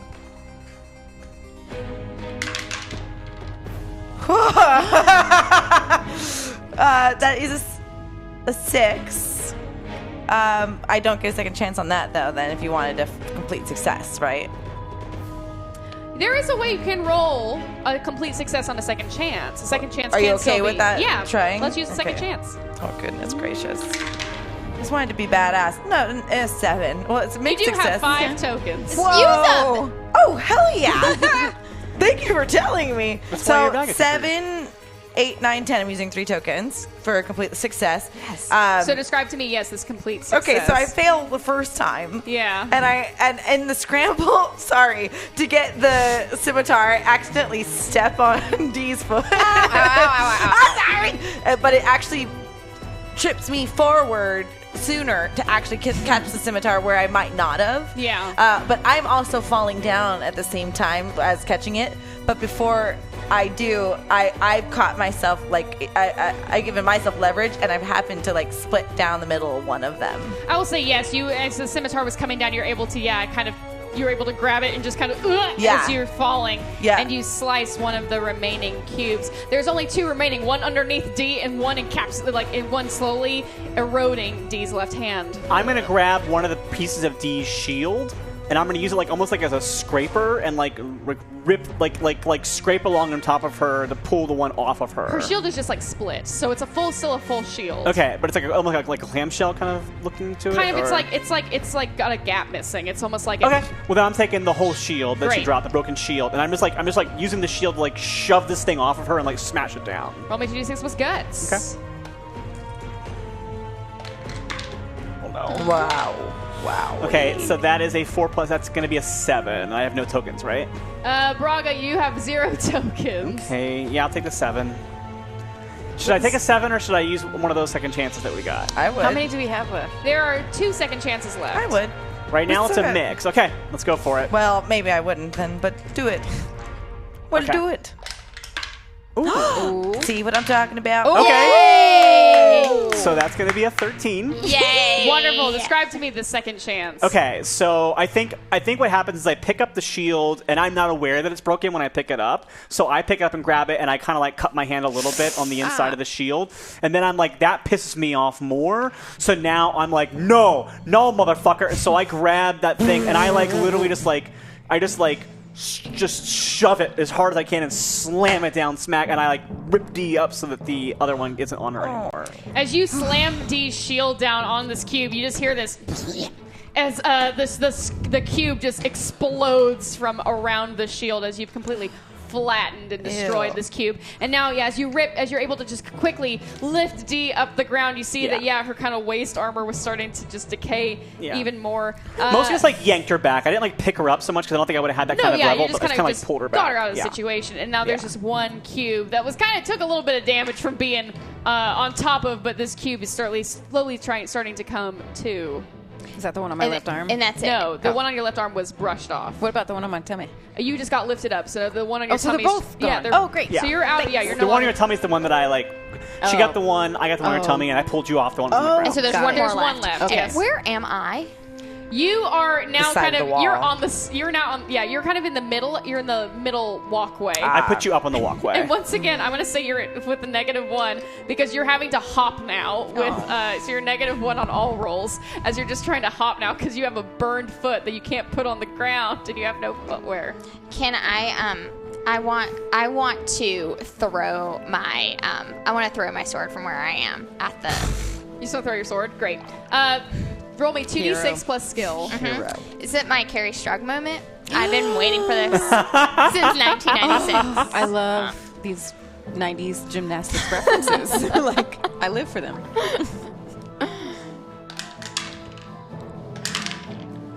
All right, that is it's plus skill. Mm-hmm. That's a 10. Yes. Wonderful. Describe to me this acrobatic sword throw. Okay, so I'm standing on my left foot, and I have my right foot poised flamingo style, and I just take my sword and I go 2 hops, hop, hop, and it just straight direction, just right into it. Yeah, you see Violet just hop throw as she just with So the most good. beautiful arc of the wrist. The sword is sent flying forward. Like the light from coming down from the kind of the holes from above into the sewer catch it as it like shimmers as it pierces through this cube and keeps going and just lands perfectly, not breaking, but and it lands perfectly in the wall behind the cube as the cube kind of slowly starts to kind of it cannot reform as it dies. And then I scoop you up like Harry Strug's gym coach. Was it Bella? Is that- Bella. Yeah, Bella Caroli. Caroli. Oh, Well, my. I'm Braga Caroli today. So I pick you up and I lift you up. So I'm carrying you now. Is someone going to withdraw Violet's sword from the wall? Yeah, who's closest? Is that? Would it be me? I would say you're closest, yeah. Grab it. Yeah. And okay, you have my scimitar. My I mean, we shield could is- do a weapon trade-off. You know, I did handle that pretty well. What, you want my scimitar now? I just was making a joke here. Are you trained in scimitar? I mean, I did kill that thing. It was almost One the end. thing Of, you killed? It was almost the end of you. If I don't want to keep track here, but I did kill Seems 5 like of you're keeping them. track, Hannah. I just did. I single-handedly handled 5 of them. How much damage did I take when I cut my hand open? 1? So yeah, you have like a nice little cut on your So I'm hand at for 1 17 point now? of damage. Yes. thought we had a moment. We Ladies did and also. gentlemen, Speaking of which, it is time to get active in the chat. This second poll will determine what happens next. Please get active in the chat and vote in this poll. Or don't. No, please do. So once I'm up on the thing where Violet is. Yeah, you're kind of you're on the raised walkway. And I have on a boot and my foot wraps, right? I'll say, yeah, you have this kind of boot armor, and then you have your foot is wrapped, of course, underneath. Okay. No sockies, just Okay. wrappies. I'm gonna undo my, kind of adjust Violet a little bit, kind of set her carefully, and then I'm gonna undo my boot, take my wrap off, and wrap her foot with my wrap. It's kind of gross, but it's better than being on the sewer floor. And then I put my boot back on without the wrap on it. That's friendship. That's I will say friendship. you do that. Thank you. You're welcome. All right, let's just move forward and act like that never happened, yeah? Yes. So you don't want my scimitar? No, it's your weapon. Just was making a joke. Funsy moment. Mm-hmm. Okay. Jokey. Okay. Healing. Yeah. That'd be so awesome. Yeah, let's get you healed up. Since there might be other perils coming up soon, can I do invigorate again for her? I will say you've healed a lot today, Dee. You only have about one heal left in you. You're feeling, you've done a lot of fighting. Yeah, You've done a lot of communicating with Narigoth. In that your pact with Narigoth has slightly been paused. You've been able to travel back in time, so you start to feel your power being slowly kind of siphoned out of you with every command. I will say you have one more heal you can do. Oh, You know what? now's the time. though. How are you? How are you? I mean, I can make this work if that is what has to happen. What's your what numbies you have? I honestly forgot to write it down. So it was there's so a bad. Six again, I think. Six, So yeah. you're at 14. 14. Aren't you? Could you heal yourself though? Because you also got I'm some also at damage. 14. Okay, well then if you need it. Well, I think we should just save Wait, it for let's Can they wait, commune with each other? No. Okay. Let's wait. Is your shield usable at all, or is it just destroyed now? It's Is it still still- usable. It's just it kind of just as soon as it hit the ground, it kind of got splintered. So there's just kind of a bit of a crack in it, and like Okay. a little piece that's missing. So it kind of looks Like it's a rat tooth. a little bit, yeah.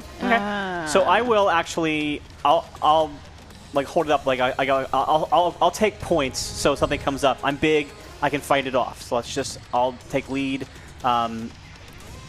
Violet, you okay to walk now with this wrap? Yes, I am. Especially when I'm using my sword as a cool little cane. Okay, so I will take points now and kind of go in front, and I'm using Dee's shield and my axe, and I'm ready for anything coming up. Okay. Great. And I'd like to take one of the fabrics from my clothing and wrap the arm that's singed and acid burned. I will say, yeah, you're able to kind of wrap up your arm, and yeah, now you have a bit of a protective casing on that arm. As you're able to walk now. You're still going to Great. take a -1 because it's not a solid walk. Great. Still pain every time you put your foot on the ground. Cool. I wish I could heal you. No. Sorry. This was strategic. I like strategic. Okay. And as the four of you make your way down, with Braga leading, there suddenly is an air of chaos. Oh, Just boy. kind of this icky feeling from the bottom of your guts just kind of fills each of you. God, I guess that I probably should have eaten something because my stomach feels real bad right now. Oh, you should have Where are in a D, sewer. you I feel suddenly weird, too. just feel so sick to your stomach. You feel almost like all of the energy just kind of taken out of you, and you try to kind of just rally yourself, You all right? and you feel that your magic is no longer kind of working right now. I think I maybe tapped Krona and Narigoth a little bit too much. I think I should use that heal me the chance. Here. Stick some honeysuckle mead. yeah. Take a swig. Alcohol fixes everything.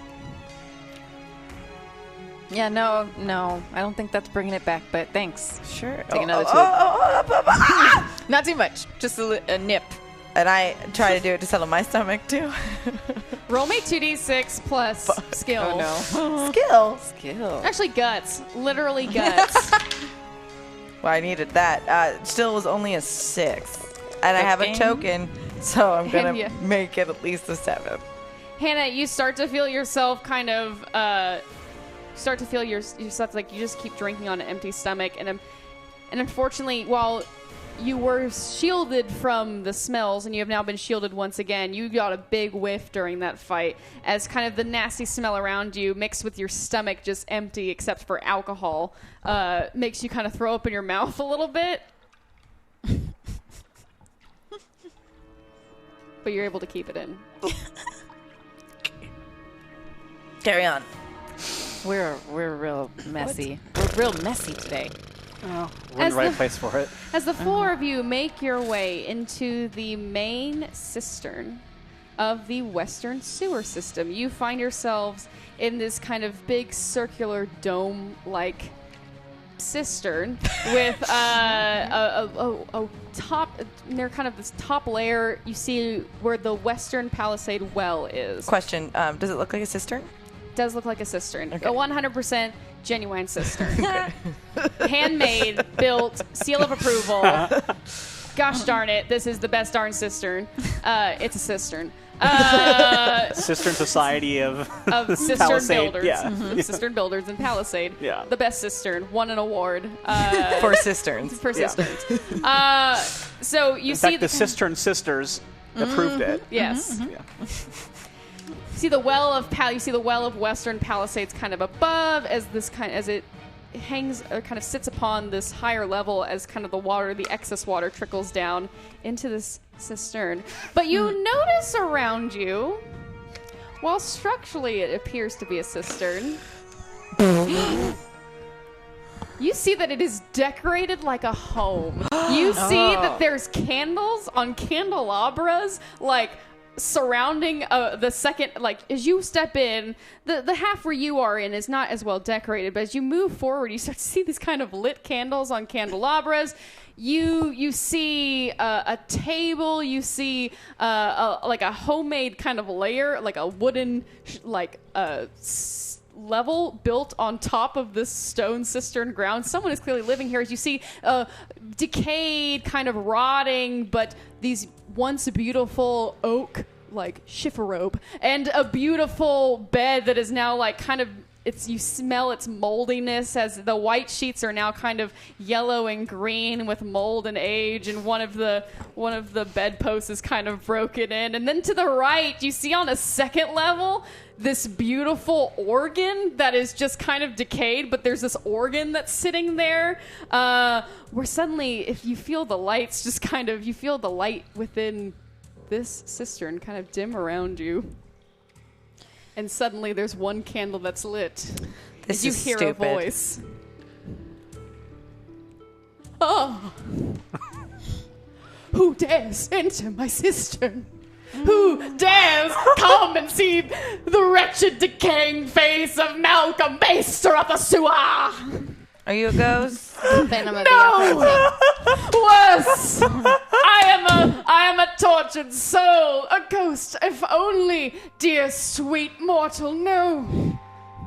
Oh, I mean, mortal sounds like I think a ghost would have said. Yeah. no. Am I a man? I do not know. Once, I was beautiful. Once, I had a face that so many envied. Once, I had property. I lived in a quaint home outside of that small raven town outside of here. And then the accident. Oh, as you see him disappear in this poof of smoke, and then you suddenly, it's all black again, and then you suddenly, this figure just appears on this organ and starts to, just plays on this organ. I was cursed to look this way by a witch. I had to sell my property to a centaur who had business plans. And now I'm here alone. This is the only place that will accept me. And the rats around me. Does he know that we're rats? Suddenly there's a poof of smoke and he appears right in front of you. Why have you come down here? So you see he's now wearing this kind of black, he has this black kind of wrapping around the right side of his face. We're just passing. through. We'll see ya. Good luck with all that. We gotta keep it moving. Question about your face. Yes. No, don't. Just if you have to deal with injuries a lot, you must have access to like medical supplies, like healing potions Yes. or bandages or anything like that. Yeah, we're sympathetic to your needs, poultices? but we need things. Oh, you see, it's not your standard injury. No, I was cursed Oh. by a witch. Oh, that's right. To be made to look horrible. Every creature that stares upon my naked face cowers in fear. Only the sewer of Palisade is home for me. Wait, who told you that you looked horrible, though? The witch? No, I just looked in a mirror and it was awful. Did you let anyone else see it? No. Also, really quickly, did you treat that witch like shit? Because witches get a bad rap, Right. and you could have also been a dick and totally deserved it. Is that what happened? I can't remember my actions at the moment. One would think one would How when one convenient. gets their face wonned. It seems convenient that you forgot what you did. Let's see this face. Maybe Yeah, it's not maybe so it's bad. not that bad. I mean, you obviously want to show us. Can I do a... No. I'm scared to roll anything. Can I do a heart... what's it called? Persuasion? Get Get personal. Personal? I'll say yes. Roll me 2d6 plus heart. God, this mother. God. Ooh. Pilfered. I got a 12. No, a 14. A 14. Wait, plus heart, right? Yeah, 14. You can ask him three questions. Show us your face. Show us your face. Show us your face. Will you show us your face? Also, where can we get some healing around here? Underground. Word. And will you give us something because we killed those gelatinous cubes that probably would have bothered you? Oh, my children. Oh, no! My No. What? But We Never are mind just- that one. We were just kidding. No, never mind Oh. that one. That was just a joke. ladies and gentlemen, we're 300 away from 1,000. Thank you all so much. We got 1 hour to go. Let's do this. Giddy up. Woo! Oh, and thank you so much for voting in the poll. This is when it comes into play. Oh, I thought this was. Oh. Oh. Let's You- see it. Let's see it. You have, for the first time in so many years since I've been here, So dramatic. wow. We I really feel did- the love of another. Oh God, we should have just not engaged. I really. Yes. Yes, I will let you see me. Great. I'll let you see the real me. You really want this? As he removes, as he starts, you see him start to slowly, like the Twilight Zone episode, slowly Oh. starts to remove the black kind of lace and black wrappings from his face. And you see just this beautiful, like, the second half of his face, it just has a mole on it. No, you look at me disgust. Your paused face. Your words say too much. My love, please. Can you accept me the way I am? Please stay with me. Be my queen of the cistern. I'm more afraid now. Yeah, it seems like some. I am the maester of the sewer, and you can be the maestress of the sewer. This is some attachment. It seems like a pretty good offer, DM. Maybe you should take it. Oh. Wow, Maester. Yes. Maester. Yes. You see, I have a friend coming over for dinner soon. He's a very good friend, and he can. Oh, what are Marry we doing? us? Oh, Yes, why we're am I gonna get married. Oh, you said it. You said it. I said it. Ah, yes! Come, my children! As you suddenly see all of these rats coming from, like, different hallways and different, like, grates in the sewer start to rise up, and these rats just suddenly just form a semicircle around you all. Yes. I can actually be a rat queen, like, for real. Basically, that's This is what's what you happening. want. You asked for this. I did ask. We were gonna just walk away. I was trying to heal them. Okay. Hi. This is just I must so... ask, what are you doing in the sewer in the first place? Yeah, it's a great question. Oh, I'm gonna put this back on. It feels comfortable. Yes, that's better. Yeah, we were making our way through sewer Yes.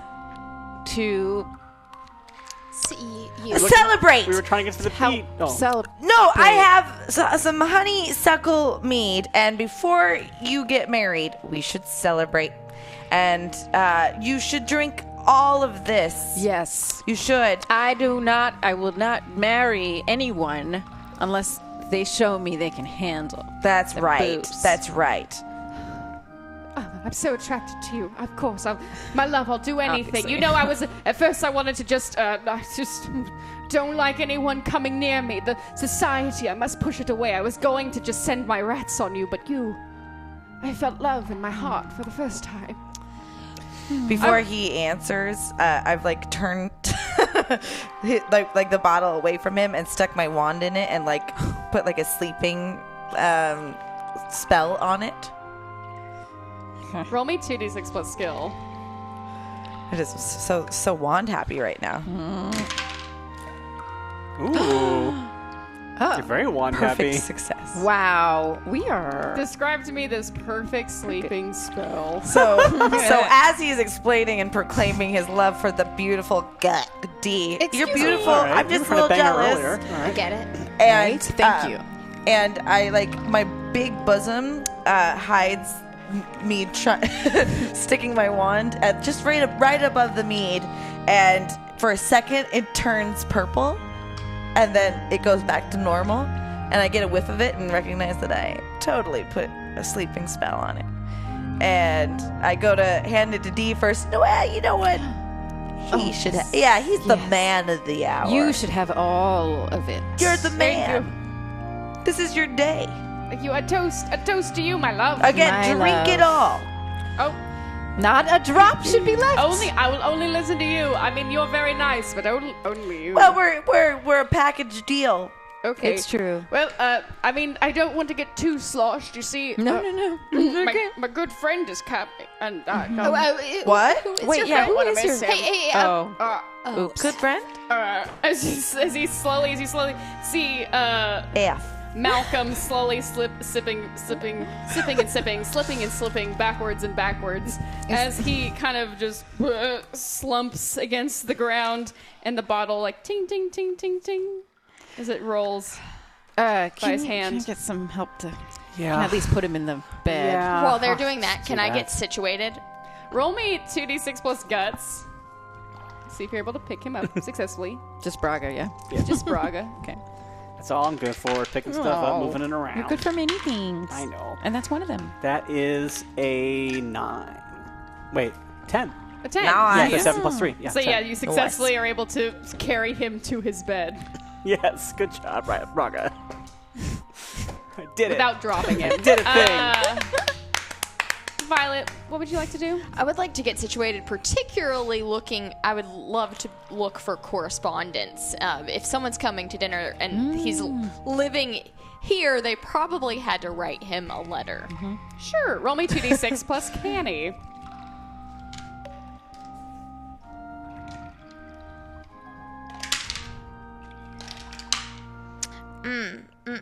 Oh no.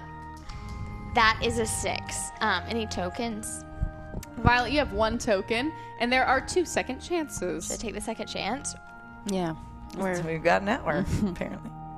Okay.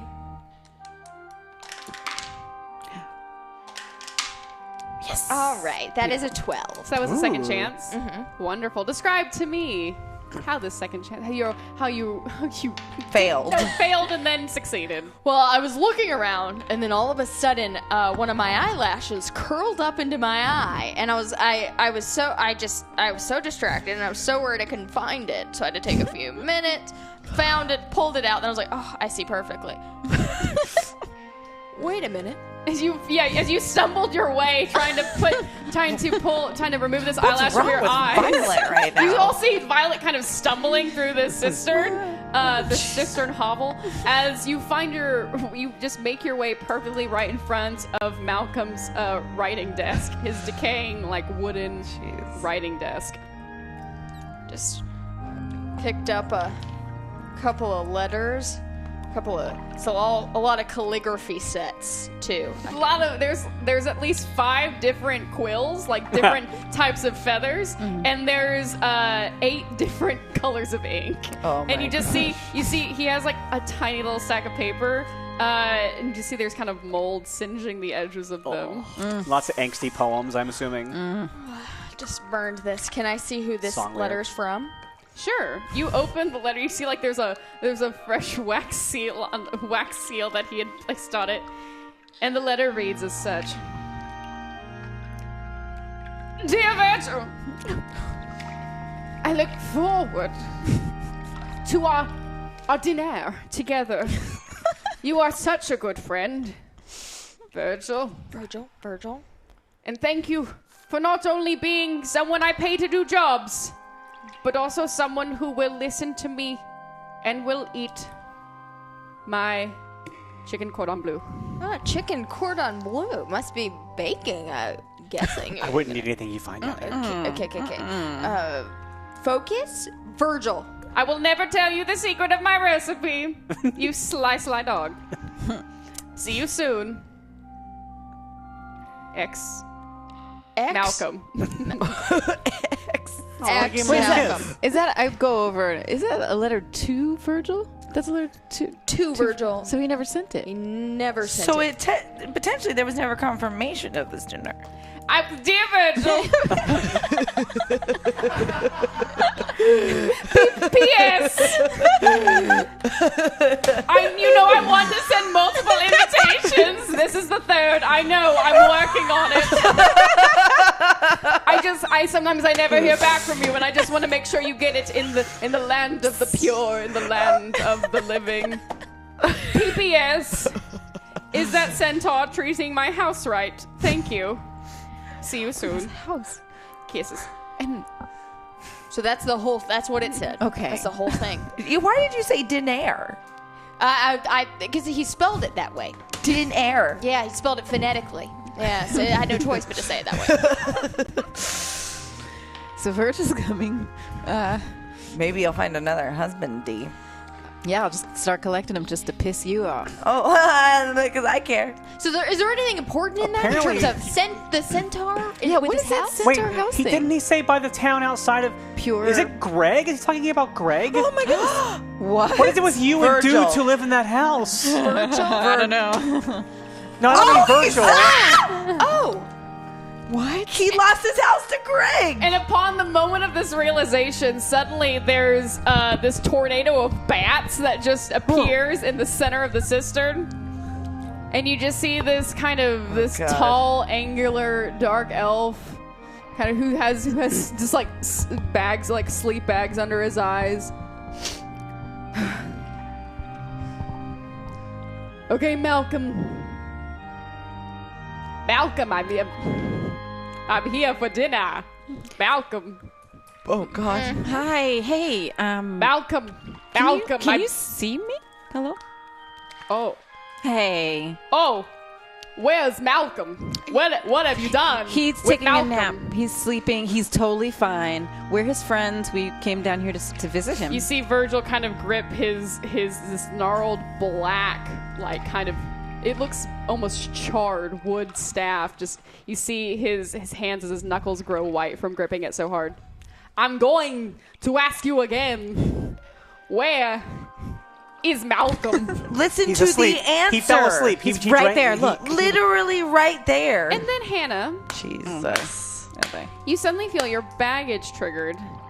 You see, with me, right baby? before Virgil showed up, Dee did just make that sly mark at you, saying that you really couldn't seduce anyone, could you? That's right.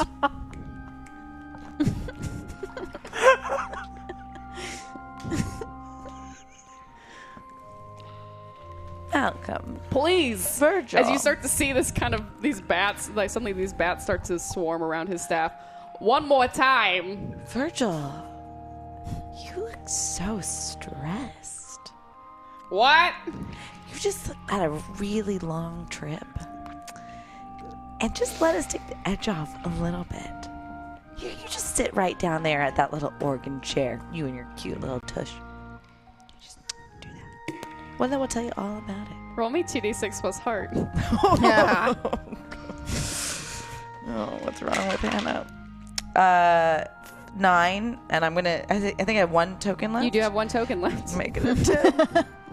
I'll show you, D. Ugh. I suppose you will. You just sit right there, bud. I can just tell by your markings that you're an elf, and I'm a half elf. Oh my goodness, me too. Wow. Wow. Really? Yeah. What's that smell, Virgil?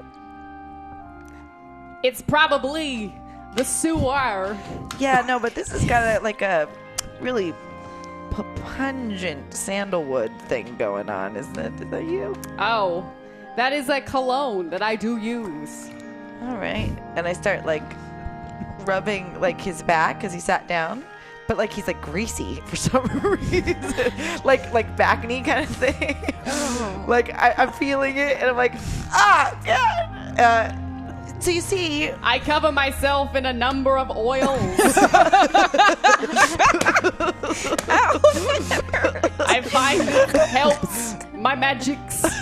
Oh, you're magical. I am a dark enchanter. That's just fascinating, Virgil.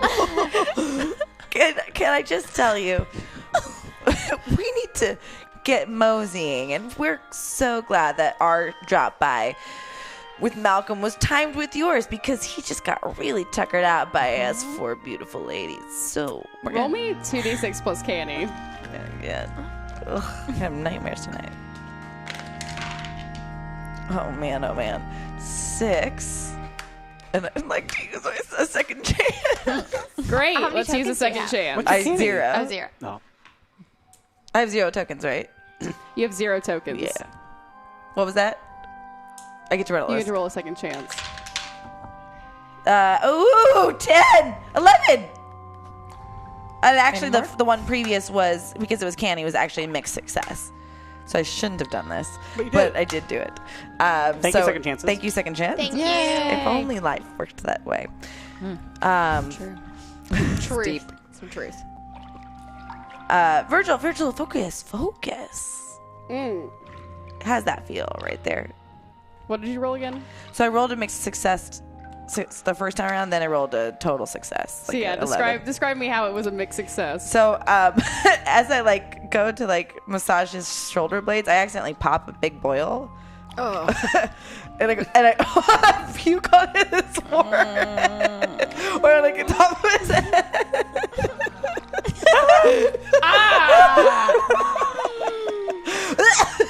Think about how gross this has been, and that's what broke him here. I'm sorry. That's actually a turn on from my culture. What? Where are you from? Where are you from? Yeah. Just out of curiosity. Can place it. I am from around. I was an orphan boy for a long time. Trained myself in the dark arts. Became an enchanter for hire. Okay. And possibly made a friend along the way. Just turn to Kennedy. I was thinking like Christopher Lloyd. Well, it definitely was Christopher Walken for a second. That's what I've been hearing this whole I time. digress. Please. Enough about me. What can you do for your country?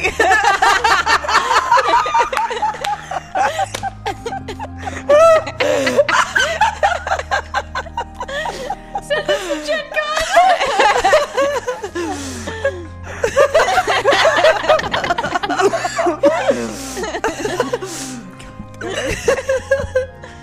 Now, what exactly, with my friend Malcolm, did you do to tucker him out? You really, ladies don't talk about the things that they do. Yeah. If we're real ladies, And that, yeah. Yeah. we're real ladies. Yep. We are one. Yep. So there we go. So you can leave your imagination up to your imagination, and when you'll be here when he wakes. But you know what? He did tell me that I could tell you his secret cordon bleu recipe. Roll me 2d6 plus heart.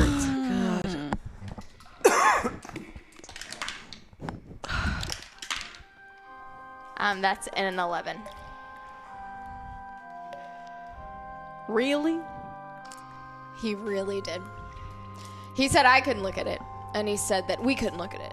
But he said that you could go to the kitchen, open the third cabinet to the left, and you'll see it there. Also, we may be walking through here again. Or not. But just don't be alarmed if we do that. Okay. As you see Virgil kind of stand up, kind of turn around and watch the three of you as he kind of just snakes his way over to the kitchen, which is still in this big... There's no rooms here. It's all just in a big area. Right. Would you say it's a cistern? A studio cistern. As you find, like, system. just about 30 feet away from you, kind of on the first floor, the second floor is where Malcolm is asleep in his bed, passed out in his So it's like bed. a loft cistern. A loft cistern. Okay. On the first floor, you see you see Virgil. Kind of, there's 3 like bottom cabinets, and there's just like one kind of wooden inlet of a kitchen with a little cast iron like oven and a little bucket of water. As Virgil begins to open the cabinets and kind of draws his bony, like his thin fingers through them. Yep. Now's the time. Yep. All right. We just start slipping out as stealthily as possible. Continuing on our way. Stealthily as possible, you say. Oh boy. Why did you say that? I am a lunatic. It's a gift. It's a beautiful, beautiful narrative gift. Don't be so hard on yourself. Now, where is it? As Virgil kind of continues to comb through the kitchenette cabinet. Braga. Uh-huh. Remind me again what your new baggage was. It's a second guessing and like self-doubt, basically. Perfect. Braga, as you make your way out, you're trailing the back just to make sure nothing happens. You turn around and you see Malcolm just passed out in his bed. This lonely, lonely, lonely man. A very sad man. Very sad person. And it kind of harkens the own loneliness with your own past. And if it hadn't been for the peaches, if it hadn't been for the rat queens, you see yourself in Malcolm. You could have ended up sequestered by your own doings. With a mole. And alone.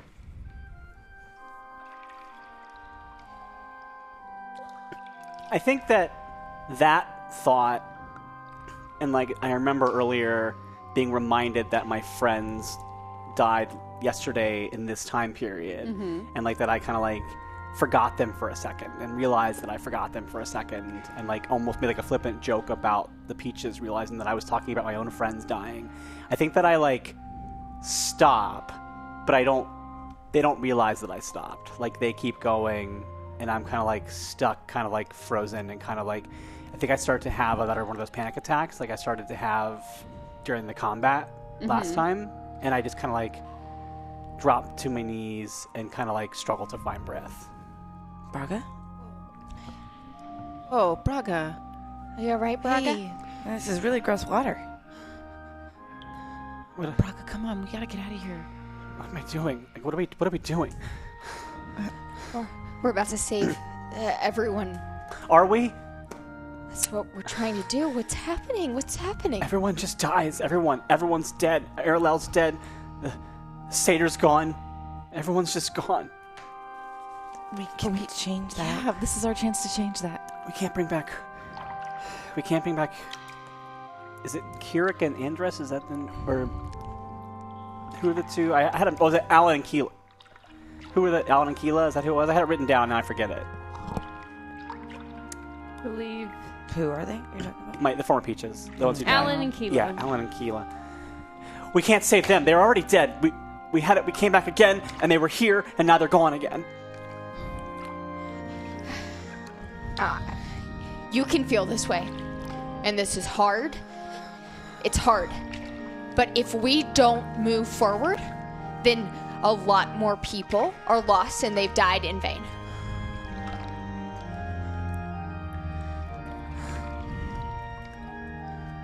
You can do this, Braga.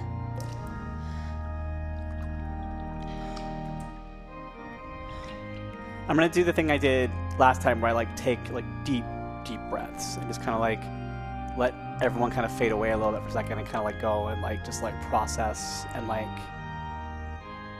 breathe and breathe and breathe. And I just kind of stand up and I kind of don't really say anything and I just kind of quietly follow. I don't really think I'm out of it yet, but I can move. Are we out? Can we get out? The three of you see Braga just, as the three, Hannah, Violet, and Dee, as you stand there waiting for your friend, you see Braga just pick herself up, start walking down the northeast tunnel.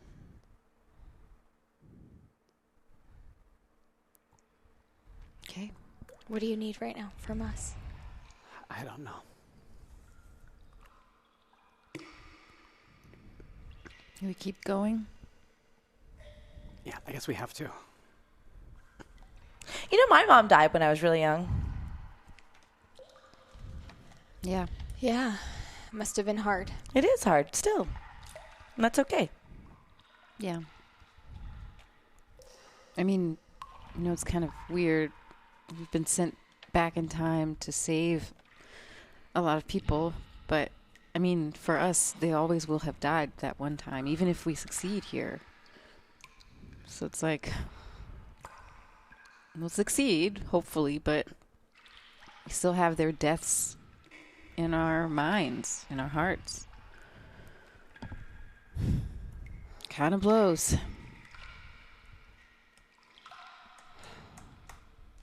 Just so tired of losing people. Yeah.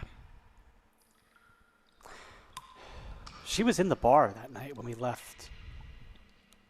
I could have gone in. I could have said something to her. I know we had to leave. I know we were being told we had to leave, but she was right there. And I just left. You're doing what we were told, not to change things, not to affect the past. Because the fate. We can't change that. We can't. I don't know. Who says? We tried it. Remember, you said. You kept saying to us over and over again, Hannah, and you were right. It's too late now anyway. My friends died yesterday. And on that, the four of you continue. As you've continued your way down, you stop. And you see in front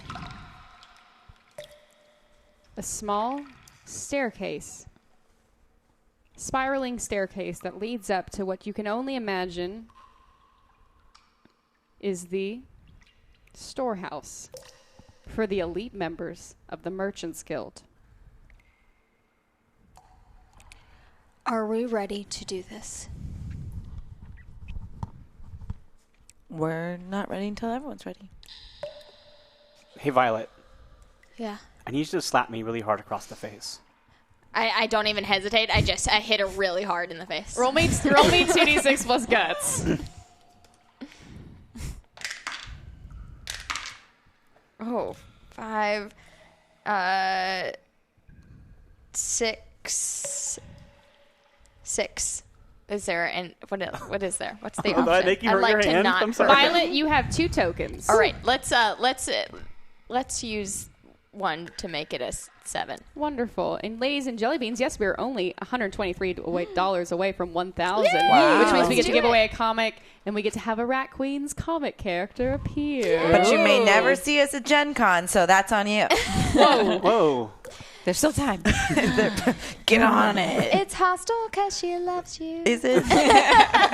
So with this mixed success, I'll say, as you slap Braga as hard as you can across the face, unfortunately, like, you kind of been feeling out of it too, so you put, like, you don't remember the proper slapping technique, and instead you get a lot of, you hurt your hand from Braga's face. I'd rather it be me, honestly. I was so afraid. I don't know. Your health is lower than mine right now. That's all right. It's all right. So, Braga, you feel yourself get slapped across the face, and now, Violet, your hand stings from slapping Braga so hard across the face.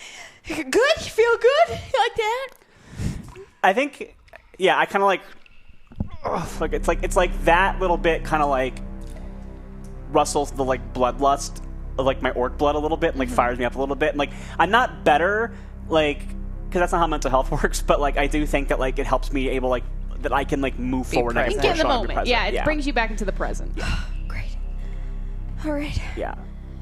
Hannah, you got the key, right? Oh, yeah.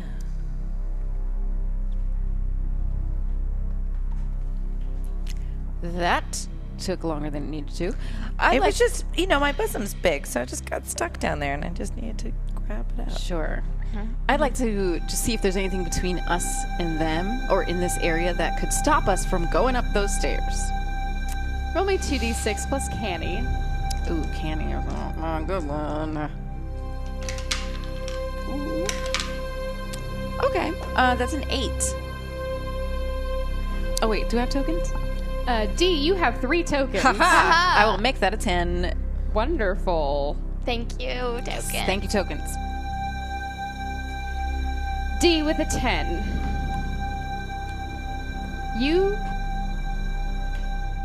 You sense that there are 3 traps here. You only see one of them. Is it a physical trap? You see, you sense there's 2 others. You sense that there's more things hidden in this chamber before you start to climb those stairs, or perhaps within the stairs themselves. And your eyes are able to catch a thin, shimmery tripwire that's about 5 feet in front of you. No one step forward. And what's the other trap? You sense that there's a trap on the stairs. Okay. You sense that there's 2 traps on the stairs, but since it spirals up, you're not able to see them. Okay. Tripwire. So everyone don't trip on it. Hannah, are you listening? Yeah. I was just thinking about my boobs. Put that key back in your boob so you don't drop it, please. Okay. Feel like a school teacher. Keep them safe. Keep that safe. Okay, so tripwire, there's a couple of traps on those stairs. I can't really see what they are from here, but everyone keep an eye out. Okay, well, I'm the heaviest, so I won't go up the stairs until we know what we're looking out for, because otherwise I'll knock them down and we'll all fall. Okay. All right. Everybody roll me a skill. Roll me 2d6 plus skill to see if you're able to see, because D can see this tripwire very clearly. Oh, hi. Whoa. That went so far. Jesus Christ. Thank you. Sorry. Ooh. Wow. I roll a 4. 4. I rolled a 10. A 10. Skill, 7. 7. I rolled a 7. 7. Wonderful.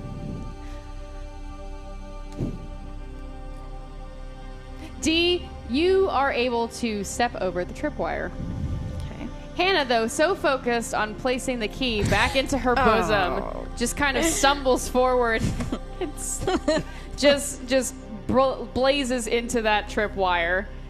What was the thing? A tripwire. It's a tripwire. I'm sorry, it really was that As you feel the snap of a wire against your leg, you hear this thunk. As suddenly, these metal spikes suddenly shoot up from underneath the stones beneath your feet. Oh my goodness. Hannah, since you are right there, you feel those spikes just pierce through both of your boots. And you feel the other ones kind of pierce the other sides of like your calves. As you are going to take a -2 on all your next rolls, and you take 10 points of damage. As now, lots of leg injuries. You just feel Yeah, you are so weak in the feet right now. Violet, unfortunately, Violet and Dee, since you had just stepped over, Violet, since you were the next to step over the line, each of you just kind of narrowly dodges out of the way, but you both get kind of nicked. Violet, unfortunately, it's in your bad foot, and Dee, it's by your right foot. Both of you kind of get nicked by these ground spikes for 4 points of damage. Oh, so we're at That's a big nick. Yeah, we're at 10. And Braga, you were in the back, so you just watched all of this happen, and you were nowhere near where the spikes popped up. Well, I guess having some self-doubt's good once in a while. Now's not a time to make jokes. Are you okay, Hannah? Jeez, Bilford bogging the head to hurt. I feel like I don't have calf muscles anymore. I don't know if you do. Can you walk, Hannah? I don't know. I can try. Yeah. Really? Just try to slowly pull it off that spike, because that's going to do a lot of damage to you. Just be careful. Oh, good. Can you heal me? Oh, yeah. Wait, well, I do have one left. I think I have enough for one more heal. I mean, And you feel your magic? Now I feel my magic. So you feel that you can muster enough up for one more heal. I'm at 9. I was like, I'd want to listen. That was stupid. I wasn't listening. You're totally right. I promise I'll get my head in the game. Okay. You owe me 3 A rounds night. of drinks. Okay, well that just makes it easier for later in the night. Just So you head can in the take game. advantage of me? No. Head in the game. Head in the game. Okay. Roll me 2d6 plus heart D. Can I? This might be asking a lot. Nope, never mind. I probably can't do an advanced move on it, too. Can I? I will say, since this is your last heal, you can do an advanced move. Yes, thank you. Whoa. Well, I will, I'll do Invigorate again. +2 forward to her damage. Wonderful. Just in case there's something else we have That's to... right. Will I still be rolling a negative? We'll see what happens. Okay. Roll me 2d6 plus skill. Oh, God.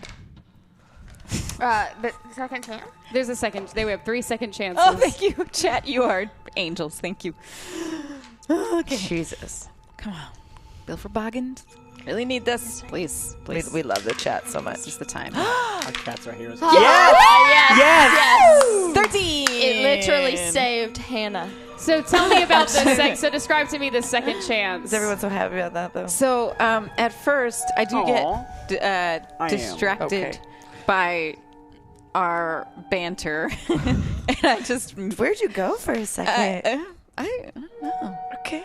I try to cast the spell, but then, I get distracted and think about later. What? I guess maybe I'm not barking up the wrong D. Okay, now it's gone. Okay, never mind. Yeah. No. So you have a plus. So yeah, let's see. Let's roll 2d6 plus heart to see if you heal. Okay. So you have a +2 towards my damage, then. Yeah. So it depends on. Let's see if Heart, this- you said, yeah? Yeah, heart. That's a 6. You have Tokens. 1 token. I will take the token. Wonderful. You can roll 1d6 to see how much you heal Hannah for. Oh, God, not enough. Anyway, I'm going to take what I can get. Yep. Even if it's And 1 leg.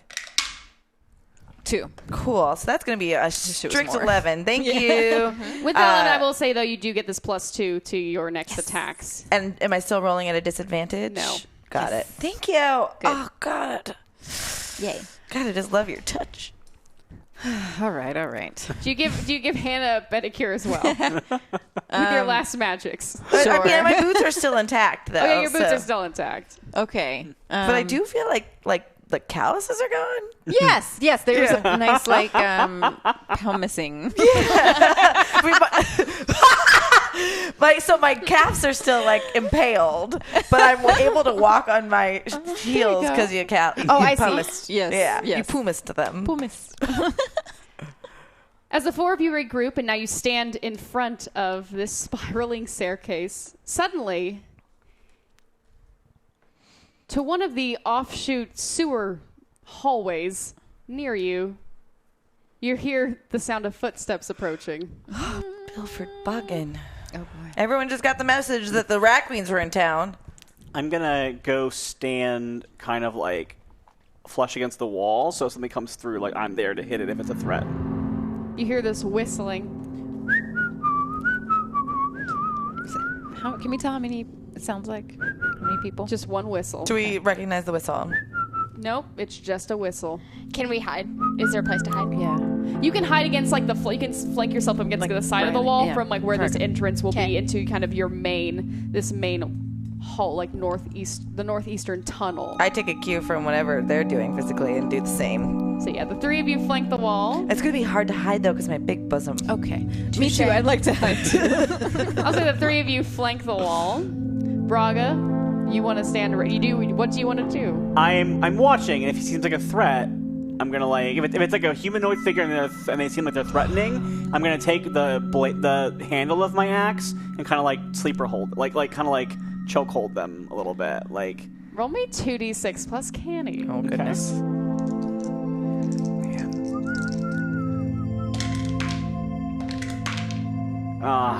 So that's a 6. What's your token stat? Bro, you've got 5 tokens. Wait, really? Yeah. Dang. Well, then I'm gonna use 4 of them. Yeah. Yes. Thank you, tokens. 4 to a what? That's amazing. That's a 10. So I had a 6, now it's a 10. Wonderful. I'm so glad you were able to do that. Oh wow, wowie. Braga, as you ready, Hannah, Violet, and Dee, as you kind of flank yourselves, pressing your backs up against the wall, trying to make yourself as unseen as possible. Braga, you standing right on the corner of that walkway, ready to attack. As the figure nears you so closely, for an instant, you realize that this person is not a threat. As suddenly the person sees you standing there. Whoa! Whoa! Oh! Are you gonna attack me? What the But you fuck snuck are up you? on us! Whoa, no, I accidentally fell down into the sewer. Is this Party? No. No, it's Tom. It's Tom. No. No. Oh. Who are you? Who are you talking about? Are you You were doing the high? voice. I thought you were Tom who are Shandy. No, get the fuck out of here. No one gives a shit. Goodbye. Whoa, someone we know. Why are you harshing my vibes? And they could help us. Maybe we don't know what 2 traps are going up the stairs. See, I was silly Kirk falling down sewers. I've been busy setting up shop next to my good friend Kira. She told me that she was coming to Palisade to set up her special smidgen chiropractor situation, and well, I am a chiropodist. I chiropractor the feet, and I'm like, wherever Kira goes, I go. And so I went to the market to find myself some radical building materials to keep building my storefront right next to hers. And wouldn't you know it, hoopsie poopsie, I fell right down this sewer. So you can heal feet? That's like your thing? Indeed, I'm setting up shop here. I must say, Kira and Kristoff went off to go visit some winery, I think. Oh, well, they did. They took the advice. Great. I hope they have a really nice platonic date. Yes. Here's the deal. We're very prominent people doing a very prominent thing. And if you give us your chiropody, What? your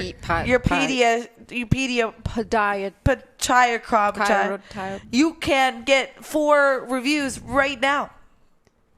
Reviews. Yes. Word of mouth is the best We'll mouth. tell everyone how good you are. in your healing. chiropediatry.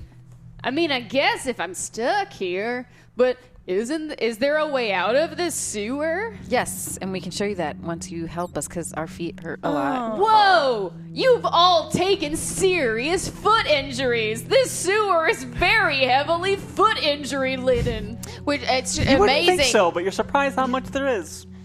It makes me honestly almost believe fate exists. The fact that you're here, you know, like it's beautiful, amazing. Wait. And she's pretty nihilistic. Wait, True. I want to see something. Okay, want to get personal? Yeah. Roll me 2d6 plus heart. Oh, goodness gracious. Oh, D. Well, I guess not. Never mind.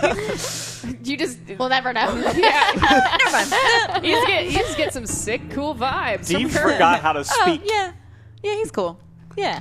Whoa, those are some messed up footsies. All right, that's not really good bedside manner, but still. Yours kind of look okay. Oh boy. It feels good to be affirmed, honestly. Yeah. So just. And he looks over at the spikes. I mean, I have firm jab wrapped it up in a wrap. What are you talking No, thank you. I just mean that. Did those spikes do that to your feetsies? Yep. You're a professional. You use the word feetsies. I'm still. Hell yeah! I'm a put my finger on certified chiropodist. So, by what standard? Like, who certified you? I got my certification at like a college. Oh, great. Yeah. Like a college or a college? Like a college. Like a college? Like a college. I want to start just unwrapping the bandage. I'm leaning into this because I feel like it's really important. I'm just unwrapping my foot. Cool. Luckily, I accidentally fell down while wearing my fanny pack of Anyone else get a weird of bandages. Totally. Yeah. Yeah, All right. we all do. But I just. What choice? Yeah. Does your practice extend to the calf, perhaps? Or might even have some healing potions that just might aid the impalement on my calves? Well, unfortunately, since I was going to the market, I wasn't able to store I didn't think it was going to be a long trip. Thought I was going to go pick up some nails and hinges to keep working on my door. But then I fell down this pothole was just open. And I fell right down it.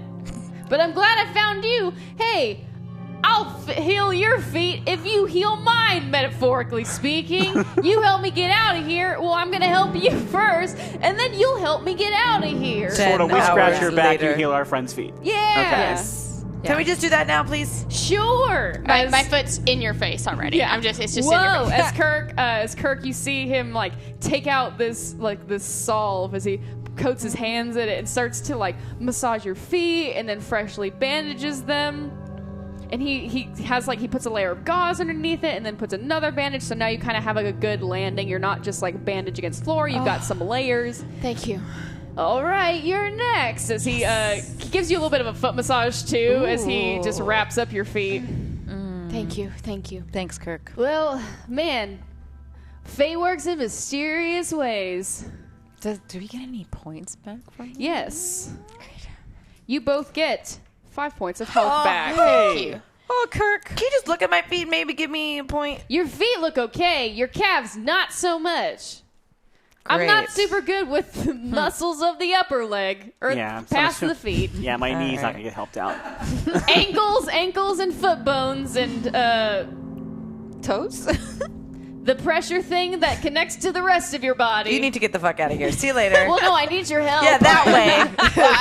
Well, I'm All right. coming with you. To well, be here's the fair, thing, there are. Go for it. I was just saying, like, since we're in a space that you know is prone to lots and lots of foot damage, maybe you should just chill here for a bit. Let us take care of what we got to take care of, and then we'll help you out when we get ready to go. Oh wait, was that a trap? Yes. Funny fact, I come from a family of thieves. I can detect traps real good. Did he set these traps? I No. would. No. I'm gonna tell you something right now. All right. I sense that there's 2 traps on this stairway. If I get a little closer, I can figure out probably what they are. Can you do that for us right now? Just Yeah. do it. Can you just, like, do it? Sure, here I go. As you see Kirk make his way. Thank you, Chad. Kirk makes his way towards the stone spiral staircase. You see him. Oh, As he presses his hand down on the 3rd step, and you see all the steps just slide and like make a slide. They all just flatten down, and they create a spiral slide. Oh, we're back on those spikes. Well, let me just. I'm a little rusty. I learned how to do this as a kid, but I left the thieves' trade to become a chiropodist. As you see him kind of take a wooden dung presser from his little medicinal pack, and he he kind of he's able to pry the fake stone step up a little bit, and he disarms the slipping trap. Oh, cool. Great. Is it back to stairs again? Yeah. Okay. Nice. Now I think there's one at the very top. Come on, it's safe now. Let's go. All right. I'll follow him up. I'm going to stay down here for a second, just see what happens. Okay. I'm big. The three, Hannah, Kirk, followed by Hannah, Violet, and Dee, make it safely up the stairs. Okay, I follow, but very, very, like, warily. You're very warily, but you make it safely up the stairs. Okay. As the four of you and Kirk stand in front of this kind of you can like taste the dust on the other side of it. Like you can smell kind of the musty air on the other side, a room that has not been entered in a while. Well, here's the door. One sec, though. As you see Kirk, goodness. As he takes the tongue presser once again and kind of taps the doorknob with it, and you suddenly see these spikes shoot out from both sides of this wooden door frame. Wow, this must be the first hand trap in this entire place. At least it's not for the feats. 1 second, as you see him take out a cloth, and you see him take out some rubbing alcohol, and you see him kind of just slowly kind of turning the knob ever so slightly, just like little, it's almost like brushing it, until you hear a click, and the spikes return. Great. Well, it looks well, darn it. There seems to be a lock here, and we don't have a key. Yeah, I guess you better hang out downstairs until we can figure out what we're doing so you don't get hurt. Roll me 2d6 plus hard. I mean, I fully agree. Oh, Well, dang. that would be a 13. I completely trust you. You should. I'm really charming. You know what? But I want you to see this.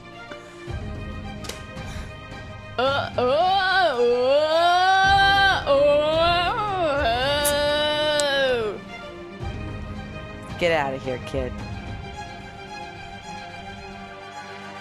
Okay, I guess I'll go back downstairs. Yeah, just sit down there, think about What am I the- supposed to do? We'll let wait you- for us. Yeah. Try not to get into any trouble. Oh, don't go to the cistern for now. Don't Just go hang out Okay, here. I'll just go Anywhere. sit at the bottom of those stairs. Good job. And maybe hide if anyone comes. Okay, you just promise I'll get back out of here? I Yes. gotta keep building my storefront. I mean, why didn't it occur to you to just go back up the way you came? I fell down in a hole. You could climb. Anyway, we'll see in a little bit. Okay, as you see Kurt just kind of life of the chiropodist as you see him like continue down the stairs, as we see Kirk just kind of sit with his cheek on his and his elbow on his knee, just waiting at the bottom of these stairs for the rat queens. As you take the key and you open the door, you find yourselves in a empty, cobweb-laden, dusty hallway. As the door swings open, you see it kind of trail, like these thick layers of dust are on the floor. As the door swings open, it trails these scratch marks through the dust. As it almost, overwhelms your lungs. It is I'm so gonna cover dusty. my face. Wait, there's no way anyone put something in here recently. Oh, yeah. I do like a wind charm to like kind of clear out the dust through a window or something. Oh. Roll me 2d6 plus skill. That might not have been a good call. I was going to see if there was footprints or anything in the dust that... Well, too late. Mm. That's 7 plus skill. 7. Mm-hmm. What's my token? You have 3. That'll make it a 10. Yeah, I'll do it. Yeah. Wonderful. Thanks for the tokens. Thank you, tokens. Thank you, Togen. With a 10, yes, Hannah, you're able to describe to me this wind spell. I take a surveillance first before I do it to see if there's any markers that this dust was disturbed. Do I see anything? No, this dust has not been disturbed at all. Great. So then it's like a clean spell as opposed to like making the dust go crazy. It kind of like zips it all up. It like sucks it all up. Yeah. So, which is a quick, little. With that, the dust in the room and the dust in the air around you is suddenly just vacuumed up into like this like tight dust pocket. Hannah, I need you to come over to my house sometime. Oh yeah. Okay. And to dust. Can we do another, just to get situated? I will say that you were in a tiny supply closet. okay. There was a door right there. Okay. All right. Can I put my ear up to the door? Mm-hmm. Do I hear anything? Not at the moment, no. All right. Now's our chance. Now's our chance. Let's do it. I want to open the door. Violet, as you open the door, it makes this.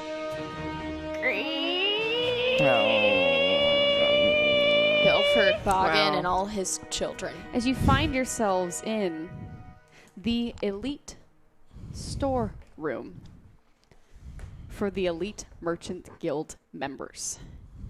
You see, as you kind of like walk through, it is dead quiet, except for the sound of the squeaking floorboards beneath your feet. And in this narrow walkway on either side of you are just these large wooden shelves filled with the most elaborate and beautiful and like most rare items you've ever seen. Violet, you see on a mannequin kind of off to your left one of the most rarest historical pieces of dwarven armor. This was the armor of Rudger the Red, one of the dwarven like ancient kings, and his armor that was legend is just sitting here in the storehouse. D, you see on your right a charm of Narigoth, a gold charm of Narigoth with amethyst eyes. This beautiful charm is on this lovely golden and amethyst chain that is interlaid with onyx beads. Hannah, you see a simple object to many, but you know exactly what it is. You see a thin black journal that has a worn leather cover, but you know from your mother that is one of the last Necronomicons to the realm. And Braga, as you make your way forward to your left, you see a crown. You see the crown of your father, one of the most sacred pieces of your tribe's history, the most prized possession of your tribe as a whole, used for ceremonies, used for religious practices. As the four of you keep making your way down, there's something that catches your eye. There is a safe, a painting that is open with a safe against the wall. And as the four of you find yourselves at the edge of this safe, you hear a door close in the distance, slam shut. Is the storeroom door? No.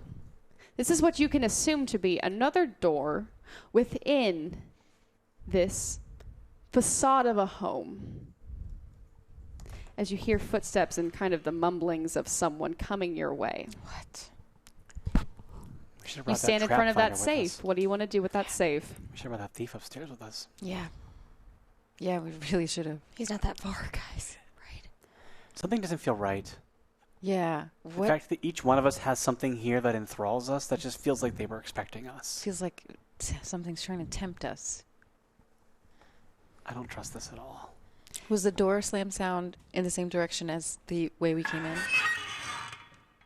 You kind of came through a straight hallway. This door sounds like it's kind of farther, a room or two away. But it is the only sound in this space. I want to get situated. Roll me 2d6 plus canny.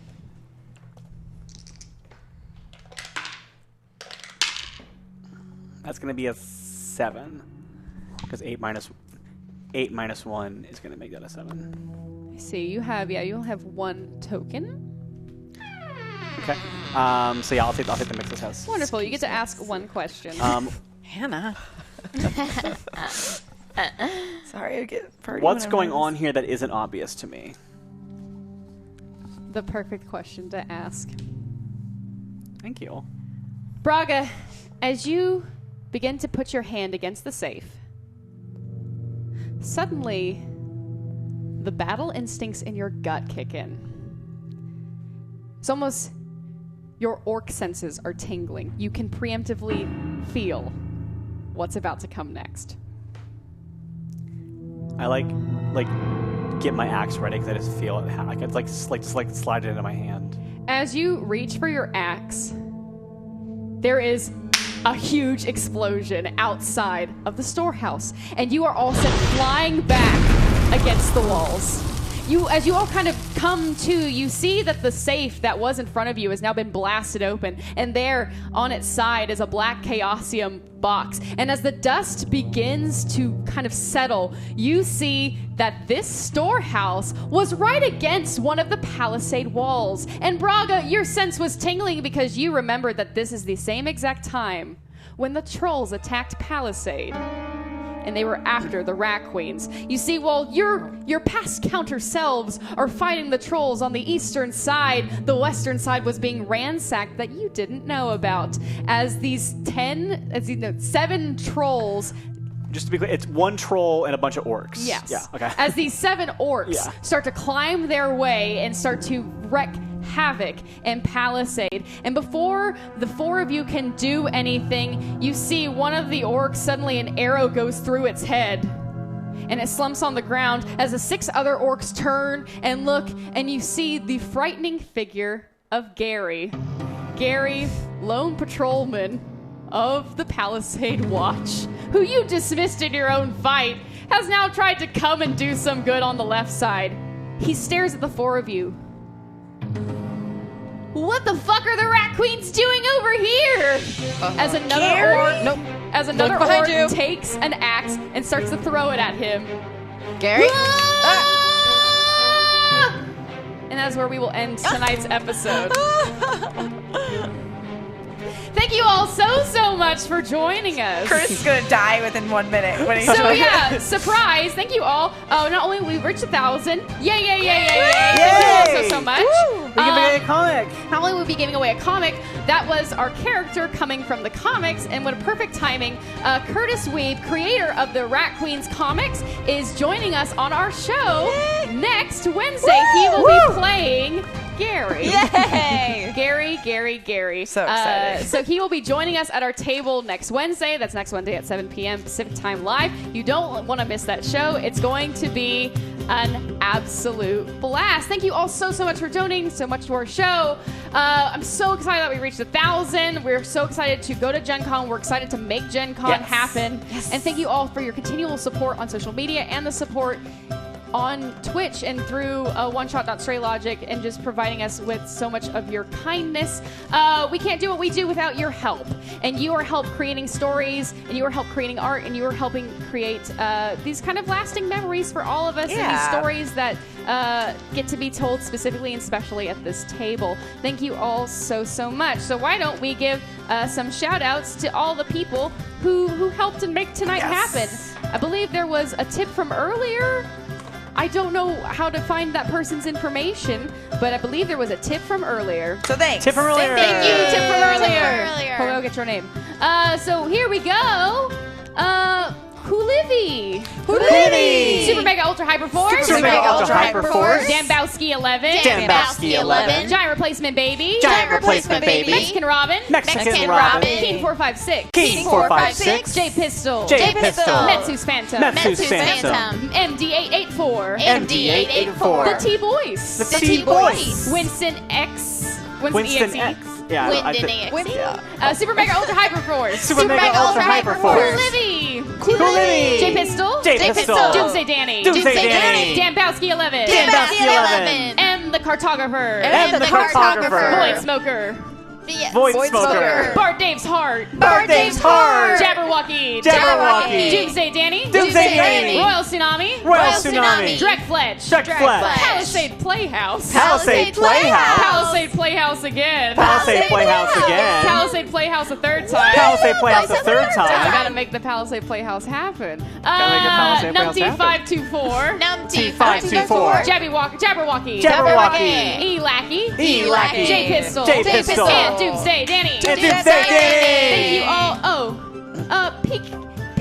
Peak One! Peak One! Peak One was the person who donated earlier in our show. Thank you all so much. And yeah, don't forget to jump in the Discord. We are all in there. We love talking about the show with you. I'd love to hear your theories. I'd love to hear your thoughts on what the show and the characters. And also, I love that the Discord is sometimes used as an NPC planning ground. Yeah. I love hearing your ideas. It's very fun. Then I'm afraid to go in it, though, as a cast member or something. I don't want to hear about NPCs. I got to be careful on day of show to not go into the... You never know what will happen. And they're also pretty good about like doing time-sensitive NPCs too. Like we really need the chiropod. That was great. amazing. Thank you. So let's go around this table really, really quick. Where can people find you? What can people catch you on? Yes, my name is Jessica Lynn Verdi. You're going to find me at Jessica Verdi on Twitter, at Jessica Lynn Verdi on Instagram, and you're also going to find out some really cool things if you go to RipleyImprov.com. We have an amazing show this Sunday in LA that only a few tickets remain for.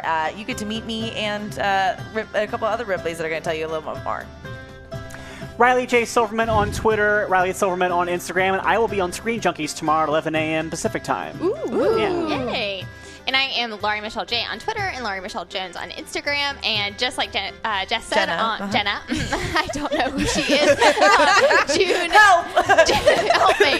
June 9th, we're going to be in downtown LA doing an immersive dystopian show in a warehouse, which sounds pretty fun. Mm-hmm.